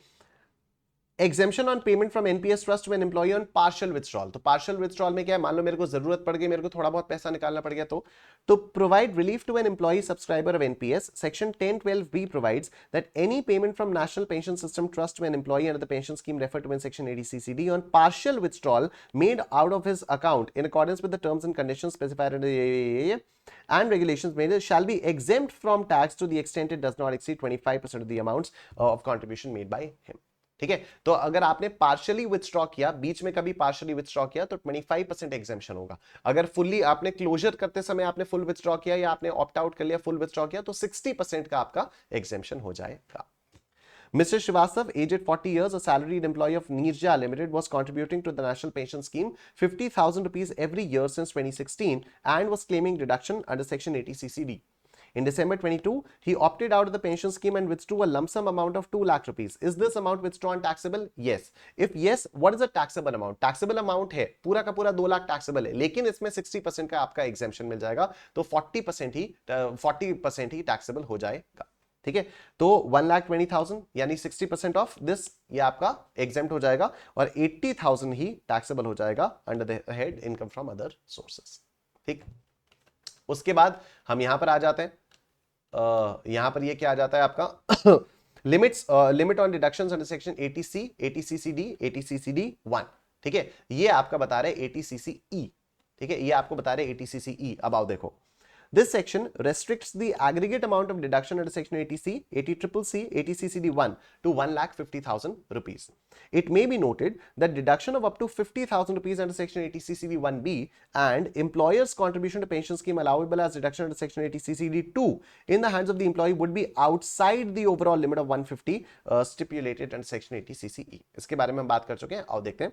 80C में क्या होता है, investments to life insurance policy, deposit in PPF, SPF, RPF etcetera, इसमें आपकी लिमिट है 150। 80CCC में एलआईसी पेंशन फंड, तो इसमें आपकी लिमिट है 150। 80CCD1 में क्या होता है, कंट्रीब्यूशन टू एनपीएस, इसमें 10% ऑफ द सैलरी या 20% of GTI as a case में भी। 10% ऑफ द सैलरी वो एम्प्लॉइज के लिए और 20% ऑफ जीटीआई सेल्फ एम्प्लॉयड के लिए। 80CCE क्या कह रहा है, उपरोक्त तीनों सेक्शंस के लिए 150। 80CCDB क्या कह रहा है, 50,000 रुपीज, ठीक है, 50,000 रुपीज एक्स्ट्रा। 80CCD2 क्या कह रहा है, एम्प्लॉयर कॉन्ट्रीब्यूशन, अगर गवर्नमेंट एम्प्लॉयर है तो फिर 14%, अगर नॉन गवर्नमेंट एम्प्लॉयर है तो 10%, ठीक है। For computation of limits under section 80CCD 1 and 2 salary में क्या क्या आएगा, सैलरी में सिर्फ डियरनेस अलाउंस आएगा if the terms of employment so provide but excludes all other allowances and perquisites. ठीक है, तो सिर्फ basic plus DA in terms, DA in terms. ठीक है, तो basic plus DA in terms आएगा, बाकी कुछ भी यहां पर नहीं आएगा। अब कुछ क्वेश्चंस हैं बैक टू बैक। ठीक है, कुछ 4 क्वेश्चंस हैं, अब हम लोग बैक टू बैक 4 क्वेश्चंस करेंगे, तो आपको ये सब एक कंसोलिडेटेड होता हुआ यहां पर दिखाई देगा।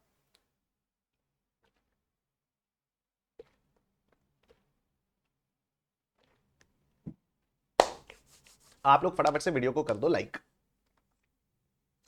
Basic salary of mister A is 1 lakh rupees per month.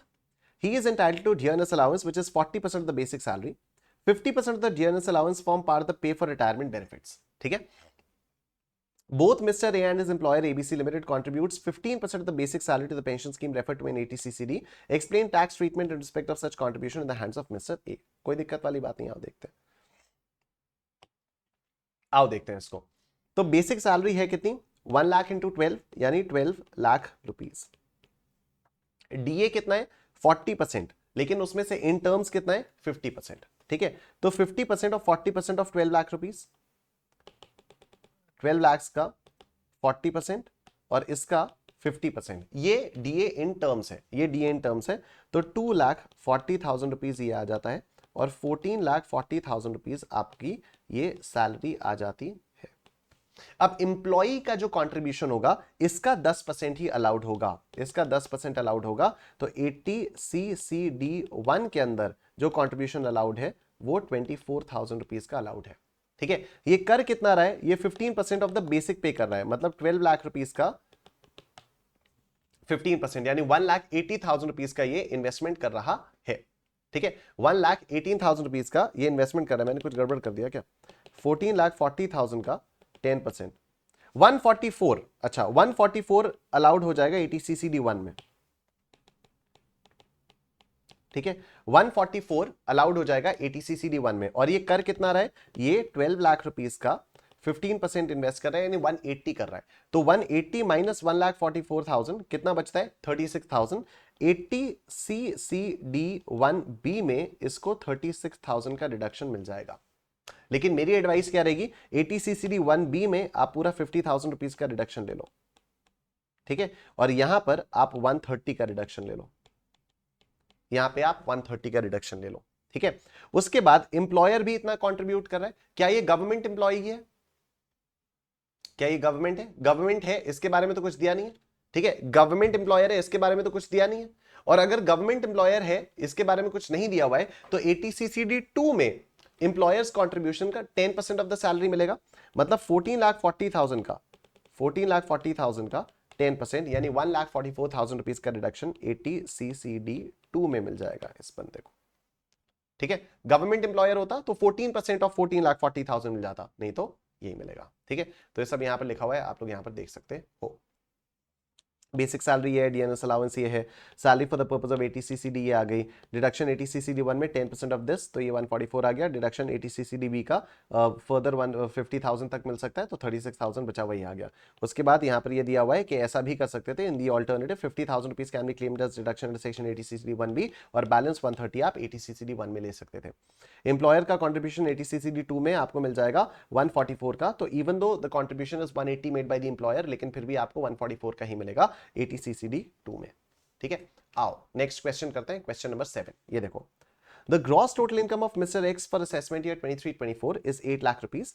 He made the following investments payments during the financial year 22-23. ठीक है, तो gross total income आपको 8 लाख दी हुई है। contribution to provident fund 80C में इसका आपको डिडक्शन मिल जाएगा। ठीक है, कंट्रीब्यूशन टू प्रोविडेंट फंड में 80C का डिडक्शन मिलेगा। Payment of tuition fee to APJ school New Delhi for education of son studying in 11th, तो इसका भी आपको रिडक्शन मिल जाएगा, 80C में इसका आपको रिडक्शन मिल जाएगा। Repayment of housing loan taken from Standard Chartered bank, इसमें भी आपको 80C का रिडक्शन मिल जाएगा। Contribution to approved pension fund of LIC 80CCC, approved pension fund of LIC 80CCC का आपको इसमें रिडक्शन मिलेगा। आओ देखो, 110 प्लस 45 कितना हुआ 155, 155 प्लस 125 65 75 80 180 हो गया। 80C के अंदर आपको 1,80,000 रुपीज का रिडक्शन मिलेगा रेस्ट्रिक्टेड टू 1,50,000 रुपीज। फिर 80CCC में आपको 1,05,000 रुपीज का रिडक्शन मिल जाएगा, 1,05,000 रुपीज का आपको रिडक्शन मिल जाएगा। टोटल कितना हुआ? 2,55,000 रुपीज का रिडक्शन हो गया, बट रेस्ट्रिक्टेड टू 1,50,000 रुपीज। क्यों? 80CCE की ओवरऑल लिमिट। ठीक है, तो 110, 45, 25, 180 का आपको ये मिला 80C में, बट रेस्ट्रिक्टेड टू 150 क्योंकि 80C की खुद की लिमिट 150 है। 80CCC में आपको 1,05,000 रुपीज का मिलेगा, तो ये टोटल मिला के आपका हो गया 2,55,000, लेकिन 80CCE की लिमिट है 150 मिलाकर। ठीक, इस तरह से आपको प्रेजेंट करना है। आओ आगे देखो। Mr. X, central government employee हैं, furnishes you the following information for previous year 22-23, compute his total income. Basic salary 4 lakh rupees, journals allowance forming part of retirement benefit 2 lakh rupees, servant allowance 15,000 rupees. He has made the following payments in the previous year.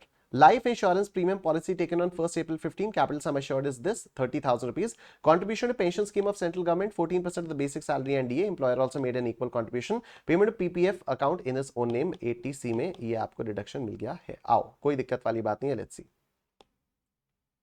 बड़ा ही interesting question है। सबसे पहले देखो, basic salary आपको क्या निकालना है? आपको टोटल इनकम निकालना है। ठीक है, मतलब आपको ग्रॉस टोटल इनकम भी निकालनी है, ग्रॉस टोटल इनकम में से आपको डिडक्शंस माइनस करने, फिर आपको टोटल इनकम निकालनी है। Kind of like a comprehensive question this is, right. Basic salary 4 lakh rupees आएगी, डियरनेस अलाउंस 2 लाख रुपीज आएगा। ठीक, servant allowance 15,000 rupees taxable, any allowance is always taxable. ये हमारा बेसिक थंब रूल था जो इनकम फ्रॉम सैलरी से हम लोग पढ़ते हुए आ रहे हैं। He has made the following payments in the previous year. Life insurance premium, इसका डिडक्शन आपको 80C में मिलेगा। ये पेमेंट इसने खुद किया है, तो इसी सैलरी में से तो पेमेंट किया होगा, तो इसको सैलरी में ऐड नहीं करेंगे, सीधा 80C में डिडक्शन में जाएगा। Contribution to pension fund of central government 84,000 rupees इसने इन्वेस्ट किया है पेंशन फंड में। ये 84,000 इसने यहीं से तो किया होगा, तो इसका तो हम लोगों ने ऑलरेडी इंक्लूड किया हुआ है, तो इसका अलग से कोई ऐड नहीं करना है, सीधा 80CCD में इसका रिडक्शन लेंगे।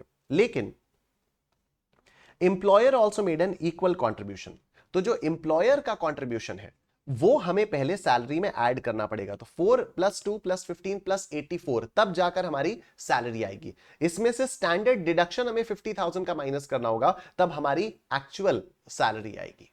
ठीक है, और फिर ये पीपीएफ में 80C में आपको इसका रिडक्शन मिलेगा। तो देखो 4 लाख, 2 लाख, 15,000, 84,000, ये आया 699।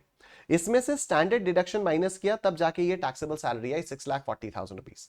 ठीक है, यही आपकी ग्रॉस टोटल इनकम होगी। अब इसी में से आपने चैप्टर 6A के डिडक्शंस यानी deductions from gross total income आपने करने माइनस किए। जब भी आपके पास 80C, 80CCD और इस टाइप की नॉनसेंस होती है, आप हमेशा सीक्वेंशियली चलते हो, लेकिन आप सबसे पहले भाई सबसे सिंपल तरीका 80CCD 1B तो निकाली। ठीक है, 80CCD 1B आप निकाल दो। तो सबसे पहले हमने क्या किया, 80CCD 1B हम लोगों ने निकाल दिया, अलग रख दिया। ठीक है, एम्प्लॉय का कंट्रीब्यूशन 84 का था, लेकिन इसमें से 50,000 हमने अलग निकाल दिया। ठीक है, अब 34 का जो डिडक्शन है वो हम 80CCD 1 में ले लेंगे।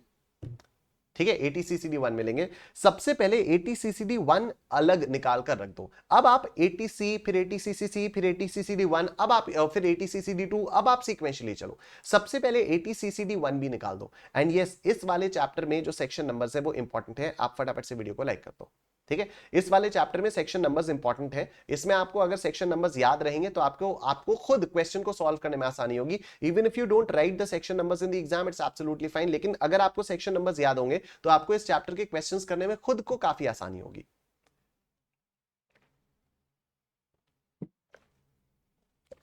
ठीक, 80CCD 1 भी सबसे पहले निकाल कर अलग किया।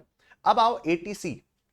ठीक है, तो 80C में पेमेंट टू पीपीएफ, चलो इसको ऐसे लिखते हैं, 80CCD 1 कर लेते हैं सबसे पहले।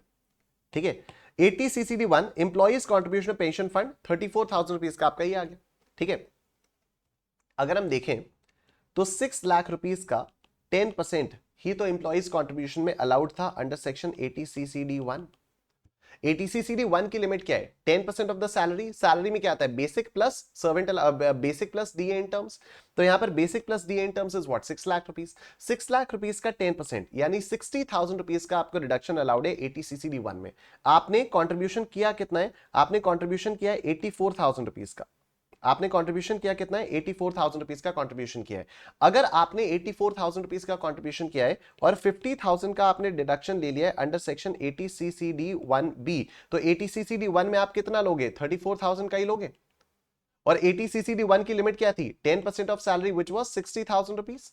क्या ये 34,000 60,000 के अंदर आ रहा है? हाँ, तो 80CCD 1 में इसका डिडक्शन आपको मिल जाएगा। ठीक है।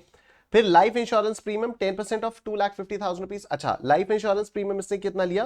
कैपिटल सम एश्योर्ड है 2,50,000 रुपीस 1 अप्रैल 2015, यानी 1 अप्रैल 2012 के बाद की पॉलिसी है। 1 अप्रैल 2012 के बाद की जो पॉलिसी होती है उसमें 10% of the actual capital sum assured का रिडक्शन आपको 80C में मिलता है। तो 2,50,000 रुपीस का 10% यानी 25,000 रुपीस का रिडक्शन आपको यहां पर मिल जाएगा। ठीक है। उसके बाद आप पीपीएफ में आओगे, पीपीएफ का 1 लाख रुपीस का डिडक्शन आपको 80C में मिल जाएगा और इन तीनों का 159 आया। 80CCE की लिमिट लग जाएगी, 150 की 80CCE की लिमिट है। ठीक है। इंप्लॉयर्स कंट्रीब्यूशन क्या हो जाएगा? इंप्लॉयर्स कंट्रीब्यूशन 80CCD 2 है, वो पूरा का पूरा 84,000 रुपीस का आपको मिल जाएगा, क्योंकि ये सेंट्रल गवर्नमेंट इंप्लॉयर है। ठीक है, सेंट्रल गवर्नमेंट है ना एम्प्लॉयर, तो 14% ऑफ द सैलरी आ जाएगा। तो 14% of what? 14% of 6 lakh rupees. 14% of 6 lakh rupees कितना आता है? 6 लाख रुपीस का 14% आता है 84,000। 84,000 ही इसने इन्वेस्ट किया है, पूरे के पूरे 84,000 रुपीस का 80CCD 2 में आपको यहां पर डिडक्शन मिल जाएगा। ठीक है। थोड़ा सा लिखने में अजीब सा हो गया प्रेजेंटेशन, नहीं तो अभी आगे आने वाले क्वेश्चंस में मैं आपको दिखाऊंगा। आगे आने वाले क्वेश्चंस में प्रेजेंटेशन काफी अच्छा दिया हुआ है। ठीक है, नहीं तो आपको इसको बड़े कायदे से करना होता है। आप पहले 80CCD 1B अलग निकाल कर रख दो, फिर आप 80C पे आओ, फिर 80CCD, फिर 80CCC पर आओ, फिर आप 80CCD 1B पर आओ। ठीक है, इस तरह से आपको करना होता है। ठीक है, आओ नेक्स्ट क्वेश्चन देखते हैं। Question number 9, let's see question number 9। Following are the particulars of investments and payments made by Mr. A employed with ABC Limited during the previous year 22-23। तो अब ये ABC Limited है। ठीक है, अब ABC Limited गवर्नमेंट वाला तो कुछ है नहीं। Deposited in सुकन्या समृद्धि योजना in the name of his daughter 15,000। 80C में इसका रिडक्शन मिल जाएगा। Deposited 30,000 rupees in public provident fund, 80C में इसका भी रिडक्शन मिल जाएगा। ठीक है। Paid tuition fee of 24,000 for full time education of his child in India, 80C में इसका भी रिडक्शन मिल गया। Paid life insurance premium of 25,000 rupees on policy taken on 1 April 21, यानी after 1 April 2012 to ensure his life, sum assured is 2 lakh rupees. तो फिर इसमें 20,000 rupees का reduction आपको मिल जाएगा 80C में, 10% का ही मिलेगा। Contributed 1,80,000 rupees, being 15% of his salary to the NPS of central government, matching contribution was made by ABC Limited। तो इसमें क्या हो जाएगा? 80CCD 1 की जो लिमिट है वो 10% ऑफ वो हो जाएगा। अब तो इसकी सैलरी कितनी है? 1,80,000 rupees is 15% of the salary. तो इसकी सैलरी होगी कितनी? 1,80,000 का 15%, ये आता है 12 लाख रुपीज। तो 12 लाख रुपीज इसकी सैलरी है। ठीक है, अब इसका 10% यानी 1,20,000 रुपीज, 1,20,000 रुपीज की लिमिट है 80CCD 1 की। ठीक है, और यही 1,20,000 रुपीज का डिडक्शन आपको 80CCD 2 में मिलेगा। तो इन्वेस्ट किया कितना? इन्वेस्ट किया इसने भले ही 1,80,000 रुपीज, इन्वेस्ट भले ही इसने 1,80,000 रुपीज किया। 80CCD 1 की लिमिट है 1,20,000 रुपीज। ठीक है, तो हम तो ऐसा ही करेंगे कि इस 1,80,000 रुपीज में से 50,000 का डिडक्शन हम ले लेंगे किसमें? 80CCD 1B में, राइट। 50,000 का रिडक्शन यहां पर ले लिया, बचता है 130 और 80CCD की 1 की लिमिट क्या है? 120। तो 120 का रिडक्शन 80CCD 1 में ले लेंगे। और एम्प्लॉयर ने क्योंकि मैचिंग कंट्रीब्यूशन किया है तो 80CCD 2 में हमें कितने का रिडक्शन मिल जाएगा? 120 का रिडक्शन हमें 80CCD 2 में भी मिल जाएगा। ठीक है। Compute the deduction available to Mr. A under Chapter 6A for assessment year A. Would your answer be different if Mr. A contributed 120, being 10% of his salary towards NPS of the central government? हाँ, अगर 10% करता तो फिर उसके हिसाब से calculation हो जाती। ठीक है, तो सबसे पहले मैंने आपको बताया 80CCD 1B अलग निकाल कर रख दो, 50,000 तो ये अलग निकाल कर रख दिया। ठीक है, उसके बाद आप 80CCD में 1 में आपने 1,20,000 रुपीज रख दिया। ठीक है, अब आप 80C वाले देख लो, तो Sukanya Samriddhi 15,000, public provident fund 30,000, tuition fee, ये लाइफ इंश्योरेंस प्रीमियम 2 लाख का 10% ये आ गया। अब इस पर 2,09,000 पर लिमिट लग गई 150 की, ठीक है, एटीसी की ओवरऑल लिमिट 150 लग गई। अब एम्प्लॉयर्स कंट्रीब्यूशन आपको 120 का मिल गया है, तो टोटल डिडक्शंस एडमिसिबल 3,20,000 रुपीज आपका एडमिसिबल हो जाता है, ठीक है। अच्छा, अगर कंट्रीब्यूशन टुवर्ड्स एनपीएस वाज 1,20,000, ये मिस्टर ए के लिए अभी भी बेनिफिशियल होगा कि भाई पहले 50,000 रुपीज आप एटीसीसीडी 1B में ले लो, ठीक है, बैलेंस 70,000 आप एटीसीसीडी 1 में लो, जिससे आपको जो ओवरऑल डिडक्शन है वो थोड़ा सा आपको ज्यादा मिल जाए, ठीक। Deduction in respect of medical insurance premium, अब देखो भाई एटीसी हो गया, एटीसीसी हो गया, एटीसीसी डी हो गया, एटीसीसी ई हो गया। अब हम आ गए हैं 80D पर, ठीक है, अब हम आ गए हैं 80D पर। अब 80D बड़ा सिंपल है। 80D क्या कह रहे हैं, मेडिकल इंश्योरेंस प्रीमियम का अगर आप पेमेंट कर रहे हो तो आपको 80D में डिडक्शन दे देंगे,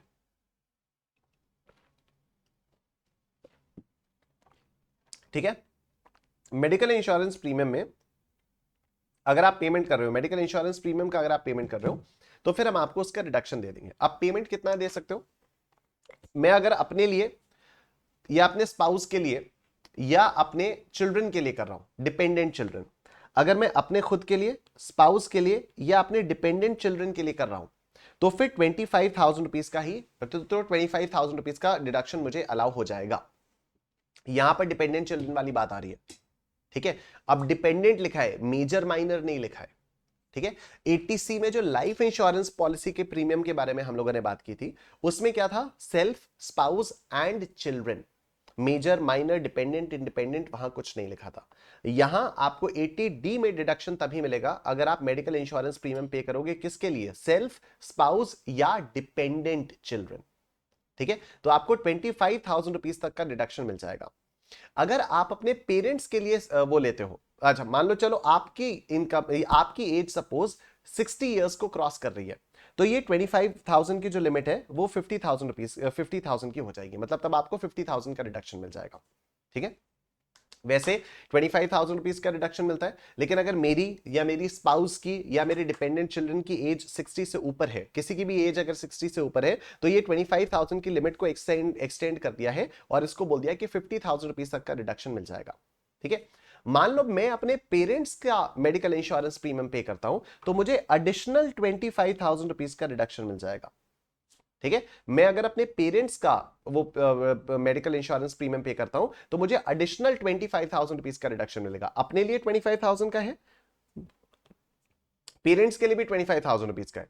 मान लो मेरे पेरेंट्स भी सीनियर सिटीजन हैं तो पेरेंट्स के लिए 50,000 रुपीज की लिमिट हो जाती है, मतलब आप 1 लाख रुपीज तक का रिडक्शन क्लेम कर सकते हो 80D में just by paying medical insurance premium, ठीक है। और इससे फायदा भी आपको है कि कल को अगर कोई भी प्रॉब्लम आती है तो you have that medical assurity, right. ठीक, ये रहा। तो देखो, deduction in respect of insurance premium paid for family, a deduction to the extent of 25,000 rupees is allowed in respect of the following payments: premium paid to effect or to keep in force an insurance on health of self, spouse and dependent children, बस ये लेकिन याद रखना, any contribution made to the central government health scheme or such other health schemes as may be notified by central government, तो ये मतलब कहीं पर भी करोगे तो आपको मिलेगा। Deduction in respect of insurance premium for parents, a further deduction of up to 25,000 rupees is allowed to effect और to keep in force an insurance on the health of the parents of the assessee, ठीक है। तो parents के लिए additional 25,000 rupees का आपको reduction मिल जाता है। आगे देखो, quantum of deduction in case of senior citizen, an increased deduction of 50,000 rupees instead of 25,000 rupees shall be allowed in case of any of the persons mentioned above is the senior citizen। तो अगर मैं senior citizen हूं, मेरी wife senior citizen है, मेरे बच्चे senior citizen है या मेरे पेरेंट्स सीनियर सिटीजन है, तो कोई भी सीनियर सिटीजन है तो 25 की जगह 50,000 का डिडक्शन मिलेगा, ठीक। That is an individual resident in India of the age 60 years or more at any time during the relevant previous year। Deduction in respect of payment towards preventive health care checkup, तो यहां पर क्या हुआ है, यहां पर preventive health care checkup के लिए भी बोला गया है कि अगर आप प्रिवेंटिव हेल्थ केयर चेकअप करवाते हो, ठीक है, तो आपको 5,000 रुपीज तक का डिडक्शन मिल जाएगा। लेकिन जो 5,000 रुपीज है ना, एक तो ये ओवरऑल है, मतलब ये ऐसा नहीं है कि आपके लिए अलग 5,000 है, पेरेंट्स के लिए अलग 5,000 है, नहीं, आपकी पेरेंट्स की सबकी ओवरऑल लिमिट 5,000 है। और दूसरी चीज, ये जो 5,000 है ये आपके 25,000 वाले जो डिडक्शन है ना उसी के अंदर आएगा, ठीक है, उसी के अंदर आएगा। मतलब आप ऐसा नहीं है कि 25,000 का medical insurance premium plus 5,000 preventive health checkup, ऐसा नहीं है। ठीक है, तो 25,000 के अंदर ही 5,000 आएगा, या अगर आप मतलब 60 इयर्स के हो तो 50,000 की लिमिट है, 50,000 के अंदर ही 5,000 आएगा। तो Section 80D provides that a deduction to the extent of 5,000 rupees shall be allowed in respect of payment made on account of preventive health checkup of self, spouse, dependent children or parents during the previous year. However, the said deduction of 5,000 rupees is within the overall limit of 25,000 or 25,000 or 50,000. Mode of payment, तो देखो medical insurance premium के लिए अगर आपको deduction लेना है तो आपको कैश के अलावा किसी भी मोड से पेमेंट करोगे तो आपको डिडक्शन मिलेगा। लेकिन प्रिवेंटिव हेल्थ चेकअप का जो 5,000 रुपीज का पेमेंट है वो आप कैश में कर सकते हो, दैट्स इट। ठीक है, अच्छा, एक तो ये चीज हो गई। दूसरी, कई सारे जो सीनियर सिटीजन होते हैं उनको हेल्थ इंश्योरेंस पॉलिसी मिलती ही नहीं है। ठीक है, तो उनके केस में क्या हो गया, अब हेल्थ इंश्योरेंस पॉलिसी अगर है नहीं तो मेडिकल इंश्योरेंस प्रीमियम तो पे किया नहीं जा रहा है, तो क्या उसका रिडक्शन आप ले सकते हो? नहीं।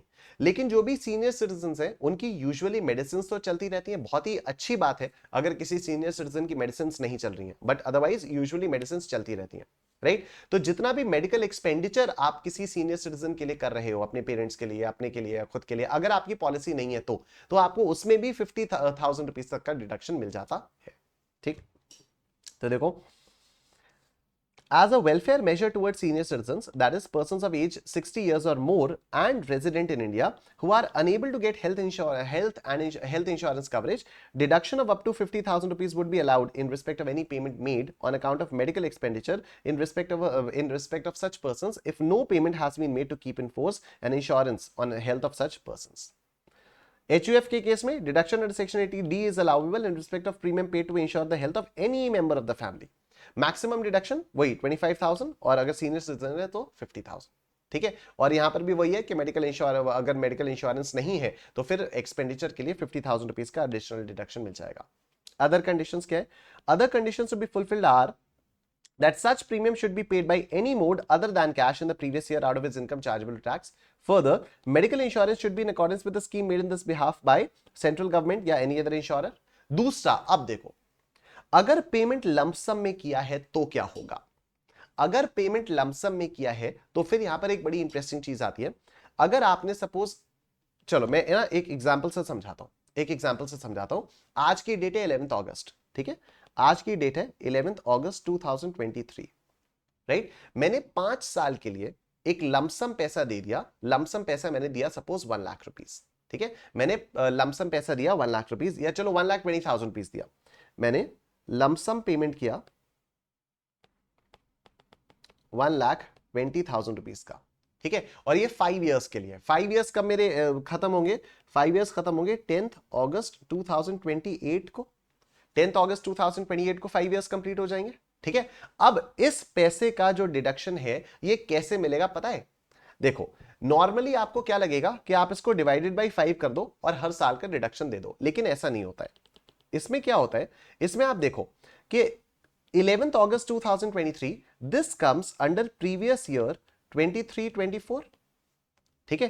प्रीवियस ईयर 24-25 भी कवर्ड है, प्रीवियस ईयर 25-26 भी कवर्ड है, प्रीवियस ईयर 26-27 भी कवर्ड है। क्या प्रीवियस ईयर 27-28 कवर्ड है? ऑफ कोर्स प्रीवियस ईयर 27-28 भी कवर्ड है, लेकिन भाई साहब प्रीवियस ईयर 28-29 भी कवर्ड है, प्रीवियस ईयर 28-29 भी कवर्ड है। देखो ना, 10 अगस्त 28 तक जा रही है ना पॉलिसी, तो ये जो आपने लमसम पैसा पे किया इसमें प्रीवियस ईयर 28-29 भी तो कवर्ड है। पूरा का पूरा कवर्ड नहीं है, आई एग्री, लेकिन थोड़ा सा तो कवर्ड है। अगर थोड़ा सा कवर है तो कितने साल कवर हो गए? 1, 2, 3, 4, 5, 6।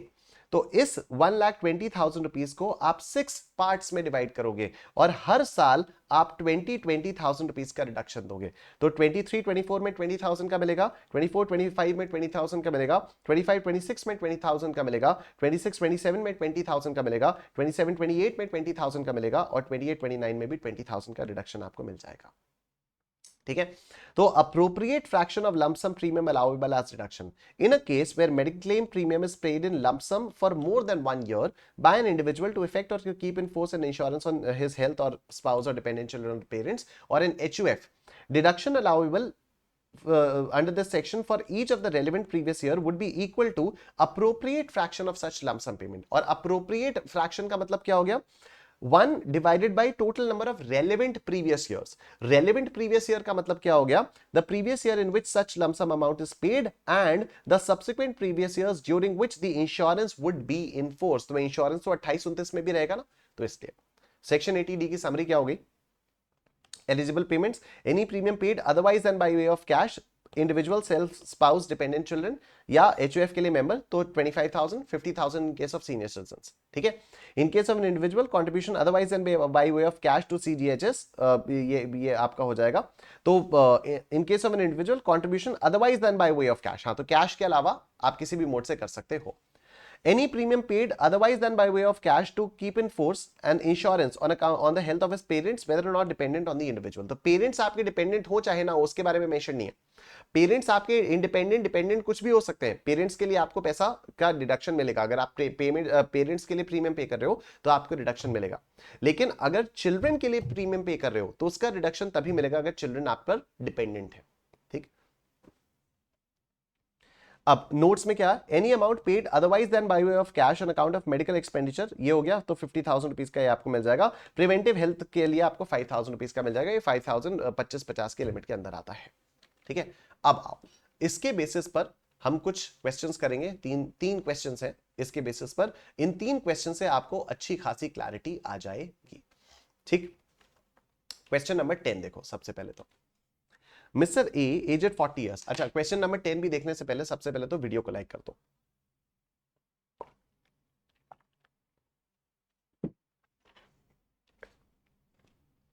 Mister A aged 40 years, mister A aged 40 years paid medical insurance premium of 20,000 rupees during the previous year 22-23 to ensure his health as well as health of his spouse, ठीक है। अपनी health और अपनी spouse की health दोनों को ensure करने के लिए इन्होंने 20,000 रुपीज का प्रीमियम पे किया। He also paid medical insurance premium of 47,000 rupees during the year to ensure the health of his father aged 63 years, तो 50,000 रुपीज का रिडक्शन मिल जाएगा। Who is not dependent on him, उससे फर्क नहीं पड़ता। He contributed 3,600 rupees to central government health scheme during the year, इसका भी रिडक्शन मिल जाएगा। He incurred 3,000 rupees in cash on preventive health checkup of himself and his spouse and 4,000 rupees by check on preventive health checkup of his father. Compute the deduction allowable under section 80D for assessment year 23-24. बहुत ही अच्छा सवाल, बहुत सारी जो clarifications confusions है इस वाले question से सॉर्ट होती आएंगी। तो देखो सबसे पहले तो 20,000 रुपीज का प्रीमियम पे किया, तो medical insurance premium paid for self and spouse, तो ये 20,000 रुपीज का है और मैक्सिमम रिडक्शन अलाउेबल 20,000 रुपीज का ये रिडक्शन आपको मिल गया, ठीक है। उसके बाद इसने 47,000 रुपीज का अपने फादर के लिए किया, तो सीनियर सिटीजन के लिए 47,000 रुपीज का प्रीमियम पे किया, 47,000 रुपीज का प्रीमियम अलाउड भी है। 3,600 rupees central government health scheme में डाला, तो 3,600 ये डाला, ये आपका 3,600 भी अलाउड है। क्यों अलाउड है? क्योंकि खुद के लिए लिमिट क्या है, सेल्फ स्पाउस के लिए लिमिट क्या है, 25,000, राइट। तो इवन दो यहां पर दिया नहीं है कि कंट्रीब्यूशन किसके लिए क्या है, पेरेंट्स के लिए क्या है या किसके लिए भी क्या है, लेकिन वो अपने लिए ही माना जाएगा क्योंकि स्पेसिफाइड नहीं है ना, तो अपने लिए क्या होगा। तो कंट्रीब्यूशन टू सीजीएचएस 3,600। अभी भी आप देखो एक्चुअल पेमेंट 20,000 और 3,600 है, मैक्सिमम अलाउेबल डिडक्शन में 20,000 और 3,600 है। क्यों? क्योंकि टोटल अभी अभी आपका 23,600 आ रहा है, which is not exceeding 25,000 rupees. He has incurred 3,000 rupees in cash on preventive health checkup of himself. तो यहां पर अपने हेल्थ चेकअप के लिए 3,000 रुपीज कैश डाला, लेकिन इसका डिडक्शन आपको सिर्फ 1,400 रुपीज का ही मिल पाएगा। इसमें आपको सिर्फ 1,400 रुपीज का ही रिडक्शन मिल पाएगा, ठीक है, क्योंकि ये 25,000 से एक्सीड नहीं करना चाहिए। आगे लिखा हुआ है 4,000 रुपीज और खर्च किए इसने प्रिवेंटिव हेल्थ चेकअप में, ठीक है। तो अब देखो यहां इसको रिडक्शन कितना मिला, 1,400। टोटल डिडक्शन कितना मिल सकता है, 5,000। खुद का और पेरेंट्स का मिलाकर टोटल डिडक्शन 5,000 का मिल सकता है। तो 5,000 में से 1,400 गया, 3,600 रुपीज का डिडक्शन अभी भी ये क्लेम कर सकता है for preventive health checkup parents के लिए, 3,600 रुपीज का डिडक्शन। और इसने खर्चा कितना किया, इसने 4,000 खर्चा किया। लेकिन मजे की बात यह है कि पेरेंट्स के लिए तो already 47,000 rupees medical insurance premium का खर्चा आपको मिल चुका है। तो यहां आपने भले ही 4,000 किया, भले ही यहां पर आपको 3,600 के लिए एलिजिबिलिटी है, पर आपको डिडक्शन सिर्फ 3000 रुपीज का ही मिलेगा, क्योंकि ये टोटल ओवरऑल अमाउंट 50,000 क्रॉस नहीं कर सकता। ठीक है, ये ओवरऑल अमाउंट 50,000 क्रॉस नहीं कर सकता। तो 80D में जो टोटल डिडक्शन आपको मिलेगा वो 25,000 प्लस 50,000, 75,000 रुपीज का डिडक्शन आपको मिल जाएगा। ठीक है, आओ नेक्स्ट क्वेश्चन करते हैं, क्वेश्चन नंबर 11। इसको इधर देखो। Mr. Abhik, an individual, made payment of health insurance premium to General Insurance Corporation in an approved scheme. Premium paid for his health is 15,000 and his spouse is 18,000 during the previous year. तो total कितना हो गया? 28,000, नहीं 8, 9, 10, 11, 12, 13, तब तो ये 33,000 का हो गया, तो 25,000 का ही डिडक्शन मिलेगा। He also incurred medical expenditure of 55,000 rupees on his father's health, who is a senior citizen and not dependent on him. उससे कोई फर्क नहीं पड़ता। The payments have not been made by cash. Compute the amount of deduction under Chapter 6A available to Mr. Abhik for his total income. 75,000 का मिल जाएगा। अपने लिए और अपनी वाइफ के लिए 33,000 का डिडक्शन किया है, 25,000 रुपीज का डिडक्शन मिल जाएगा। सीनियर सिटीजन के लिए 55,000 रुपीज के मेडिकल एक्सपेंडिचर इनकर किया है, तो 50,000 रुपीज का डिडक्शन आपको यहां पर मिल जाएगा। ठीक है, तो 15 और 18 हो गया 33, मिला 25, 55,000 ये हो गया, रेस्ट्रिक्टेड टू 50, 75,000 रुपीज का यहां पर आपको रिडक्शन मिल गया है। ठीक है, अब आइए इधर, इधर मजा आएगा। Compute the eligible deduction under chapter 6A for assessment year 23-24। Chapter 6A में सब आ गए, ATC, ATCCC, ATCCD1, ATCCD2, ATCCD1B, ATCCE और ATD। ठीक, सब आ गया। Of Miss Roma, aged 40 years, who has a gross total income of 15 lakh rupees for assessment year 23-24. तो gross total income कितनी है? 15 लाख रुपीस की है। And provides the following information about her investments or payments during the previous year 22-23. देखो, life insurance premium paid policy ले ली थी 31 मार्च 2012 को, तो 20% of the actual capital sum assured allowed हो जाएगा। 20% कितना आ जाएगा? 88,000 आएगा। 4,40,000 का 20% विल बी 88,000, राइट? 44,000 का डबल। यहां पर प्रीमियम पे किया है 35,000, तो पूरा का पूरा ATC में अलाउ हो जाएगा। पब्लिक प्रोविडेंट फंड कॉन्ट्रीब्यूशन 1,50,000 है, पूरा का पूरा ATC में अलाउ हो जाएगा। Repayment of housing loan to Bharatiya Mahila bank Bangalore, ATC में principal repayment of housing loan का अलाउ हो जाएगा। Payment to LIC pension fund, ये आता है ATCCC के अंदर। Mediclaim policy taken for self, wife and dependent children, payment paid by cheque, payment made by cheque, ये 30,000 है। ATD के अंदर 25,000 रुपीज का रिडक्शन यहां पर मिल जाएगा। Medical insurance premium paid by cheque for parents senior citizen 52,000, 50,000 का आपको रिडक्शन यहां पर ATD के अंदर मिल जाएगा। ठीक है, तो लाइफ इंश्योरेंस का फुल डिडक्शन आपको मिल गया। उसके बाद पब्लिक प्रोविडेंट फंड का ये हो गया, फिर रीपेमेंट ऑफ हाउसिंग लोन ये हो गया, ATC का रिडक्शन ये हुआ, but this has to be restricted to 1,50,000 rupees as per section 80CC। वैसे ATC ही है, क्योंकि ATC के ओवरऑल लिमिट भी, ATC की अपनी खुद की लिमिट ही 1,50,000 है, ये हो गया। फिर ATCCC LIC pension fund 1,40,000 rupees हो गया। अब ATC और ATCCC का ये हो गया 290, बट ATCCE की जो लिमिट है वो है 1,50,000 रुपीज। फिर ATD के बारे में अगर बात करें तो 30,000 है, पर 25,000 का ये रिडक्शन है। उसके बाद 50,000 की जगह 50,000 का ये रिडक्शन है। 75,000 का ATD में मिल गया। 150 प्लस 75, 2,25,000 रुपीज का रिडक्शन यहाँ पर मिल जा रहा है। आई एम श्योर सबका समझ में आ गया। बोलो निश्चय फॉरएवर, बोलो निश्चय फॉरएवर। ठीक है, ये आपका यहाँ पर हो गया। उसके बाद आज का आखिरी सेक्शन अब हम लोग पढ़ने जा रहे हैं, and that is ATDD, right? ATDD, DD का मतलब होता है डिपेंडेंट डिसेबल्ड। इसका मतलब क्या हो गया? Dependent disabled. तो डिपेंडेंट डिसेबल्ड मतलब एक ऐसा बंदा जो आप पर डिपेंडेंट है और जो डिसेबल्ड है। उसके लिए आपको फ्लैट डिडक्शन मिलता है। पता है आपको फ्लैट डिडक्शन मिलता है कितने का? 75,000 रुपीज का फ्लैट डिडक्शन आपको मिल जाता है। ठीक है, आपको फ्लैट डिडक्शन मिलता है 75,000 रुपीज का। ठीक है, और अगर डिसेबिलिटी सिवियर है, डिपेंडेंट डिसेबल्ड ना, तो अगर डिसेबिलिटी सिवियर है, अगर सिवियर डिसेबिलिटी है, तो आपको फ्लैट डिडक्शन मिलता है 1,25,000 रुपीज का। ठीक है, यहां पर सीनियर सिटीजन वाला कोई खास एज नहीं है। ठीक है, मतलब कि सीनियर सिटीजन है या क्या है वगैरह वगैरह। यहां पर 60 से ऊपर की बात नहीं है। यहां पर कई सारे लोग कंफ्यूज होंगे। यहां पर कई सारे लोग ऐसा क्या करेंगे, यहां पर कई सारे लोग करेंगे कि अगर 60 से ऊपर का पैसा है और 60 से ऊपर का पर्सन है तो आप 1,25,000 रुपीज हो गए। प्लीज ऐसा मत करना। ठीक है। फ्लैट डिडक्शन यहां पर आपको मिलता है 75,000 रुपीज का या 1,25,000 रुपीज का। यहां पर देखो फोकस किस पर है, फोकस डिसेबल्ड पर है। यहां पर कहीं पर भी सीनियर सिटीजन के बारे में बात नहीं है। 80DD डिपेंडेंट डिसेबल्ड, तो यहां पर फोकस डिसेबल्ड पर है। तो अगर डिसेबिलिटी सीवियर है तो फिर आप 1,25,000 रुपीज का फ्लैट डिडक्शन दोगे irrespective of the amount spent. Irrespective of the amount spent, उससे कोई मतलब नहीं है। लेकिन फिर ये आपकी सीवियर डिसेबिलिटी पर 125 का डिडक्शन मिलेगा, otherwise 75। Section 80DD provides deduction to an assessee who is resident in India, being an individual or a Hindu undivided family. Payments qualifying any amount incurred for the medical treatment including nursing training and rehabilitation of a dependent being a person with disability। ठीक है, तो किसके लिए आपने medical treatment के लिए दिया, nursing training rehabilitation सब कुछ आ जाता है उसमें। पेड और deposited under such scheme, under scheme framed in this behalf by life insurance corporation or any other insurer or administrator of the specified company for maintenance of a dependent being a person with disability qualifies for this deduction.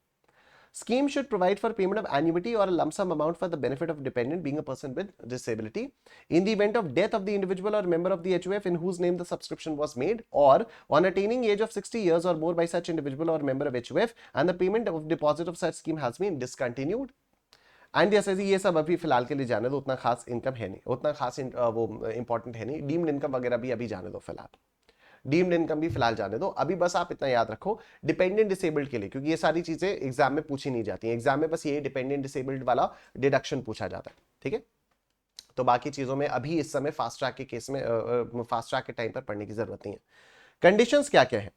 For claiming deduction, assessee shall have to furnish a copy of certificate issued by medical authority under the Persons with Disabilities Act 1995। ठीक है, तो आपको disability prove करनी पड़ेगी, certificate आपको करना पड़ेगा। Where the condition of disability requires reassessment, तो कई बार ऐसा होता है ना कि आप बीमार हो लेकिन आपकी ट्रेनिंग वगैरह चल रही है, उसके बाद आप धीरे धीरे बेटर हो रहे हो, तो अब शायद आपकी डिसेबिलिटी इंप्रूव हो गई। ठीक है, तो जैसे तारे जमीन पर पिक्चर में जो वो लड़का था Ishaan, he was born with dyslexia, तो वो एक डिसेबिलिटी थी लेकिन उसके टीचर ने उस पर इतनी मेहनत की कि वो डिसलेक्सिया से उभर आया। ठीक है, तो अब वो डिसेबल्ड नहीं कहलाया जा सकता, राइट। तो यहां पर ये बोला है कि when the condition of disability requires reassessment, अगर आपको बाद में चेक करने की जरूरत पड़े तो फिर डिडक्शन लेने के लिए आपको एक फ्रेश सर्टिफिकेट मेडिकल अथॉरिटी से लेना होगा और वो फर्निश करना होगा, तभी आपको मिलेगा। अच्छा, कौन हो सकता है डिपेंडेंट? इंडिविजुअल के लिए स्पाउस, चिल्ड्रन, पेरेंट्स, ब्रदर और sister of the individual who is wholly और mainly dependent on such individual and not claimed deduction under section 80U for computation of his income.